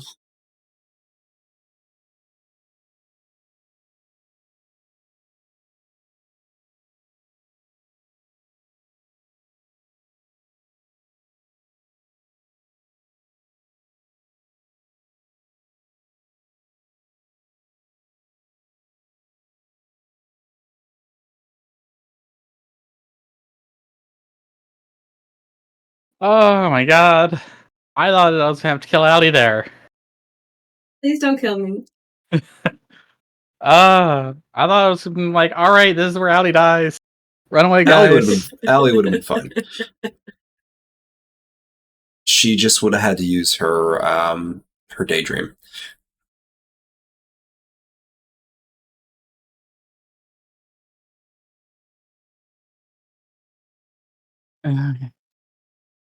No fun without a little danger. You know you're alive. Man, I was so fucked when I came to help you. I just made a stupid decision. I was like, yeah, let's do this. This is definitely not a monster, John. Okay. Luckily, we had Eatsley. Luckily, I didn't actually touch it with my actual fingers.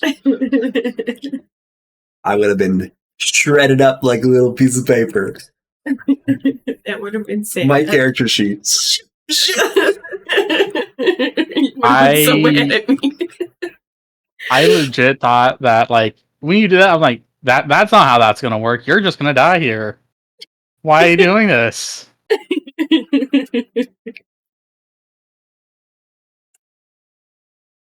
Well. Yeah. Yeah. Thought it was a great bit of shenanigans. Definitely was. Definitely added the tension.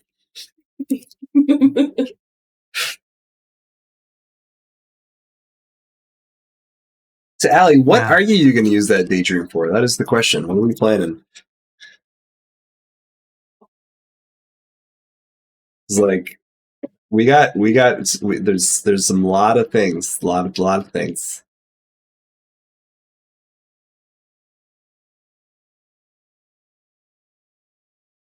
Like the Aladdin movie, Alley Girl. You just gotta listen to your genie, and then make a really good wish. Yeah.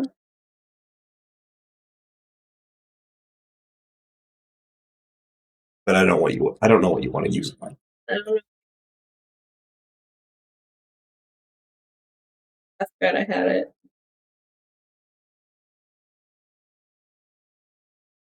How did I get it again? Oh, good old Johnny boy. Yeah. Yeah. We did an evolution. We did a superior, and you upgraded a paracausal currency, or got a random paracausal currency. And we shifted it in your favor by burning 2 destiny fragments and a fate point in your as your ingredients for this random roll, and I managed to get you what you needed, which is second best.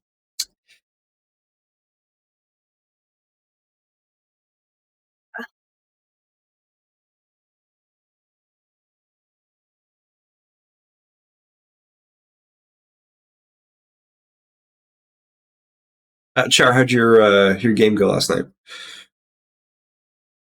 Pretty good. Yeah. Yeah. Really digging our Saturday morning game. It's been going well.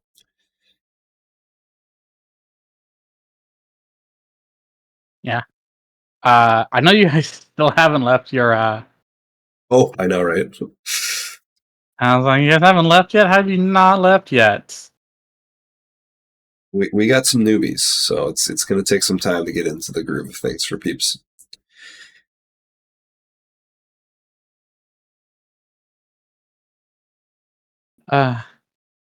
No. Where we're at, it's very. No, what's the word? What's the best way of putting it? We're about to go into something dumb.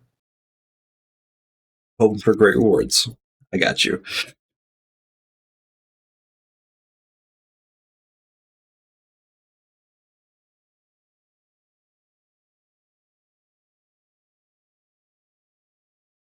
Did your character pick up Once Upon a Time for your campaign? No. The John? No. Oh, I thought Matt was saying something about that. It's a lot cheaper in that one than the other one, so.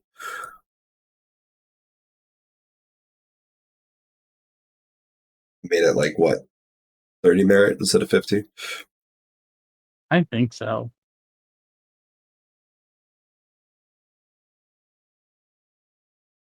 Alley girl, you want a taco, eh? Can't provide you with tacos, I'm sorry.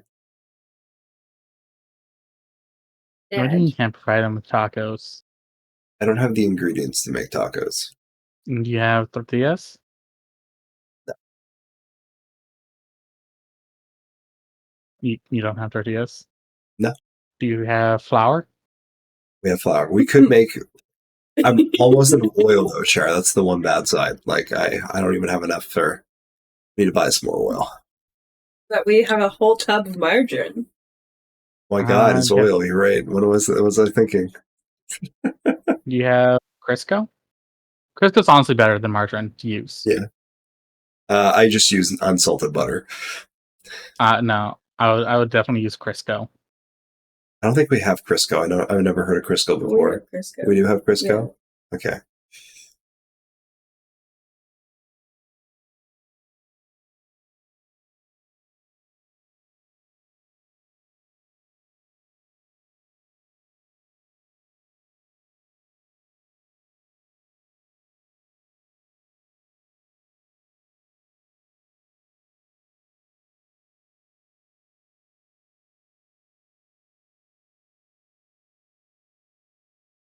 What's next, Tyler Girl? Is it time for audiobook time? 9:14. What time are you getting up tomorrow?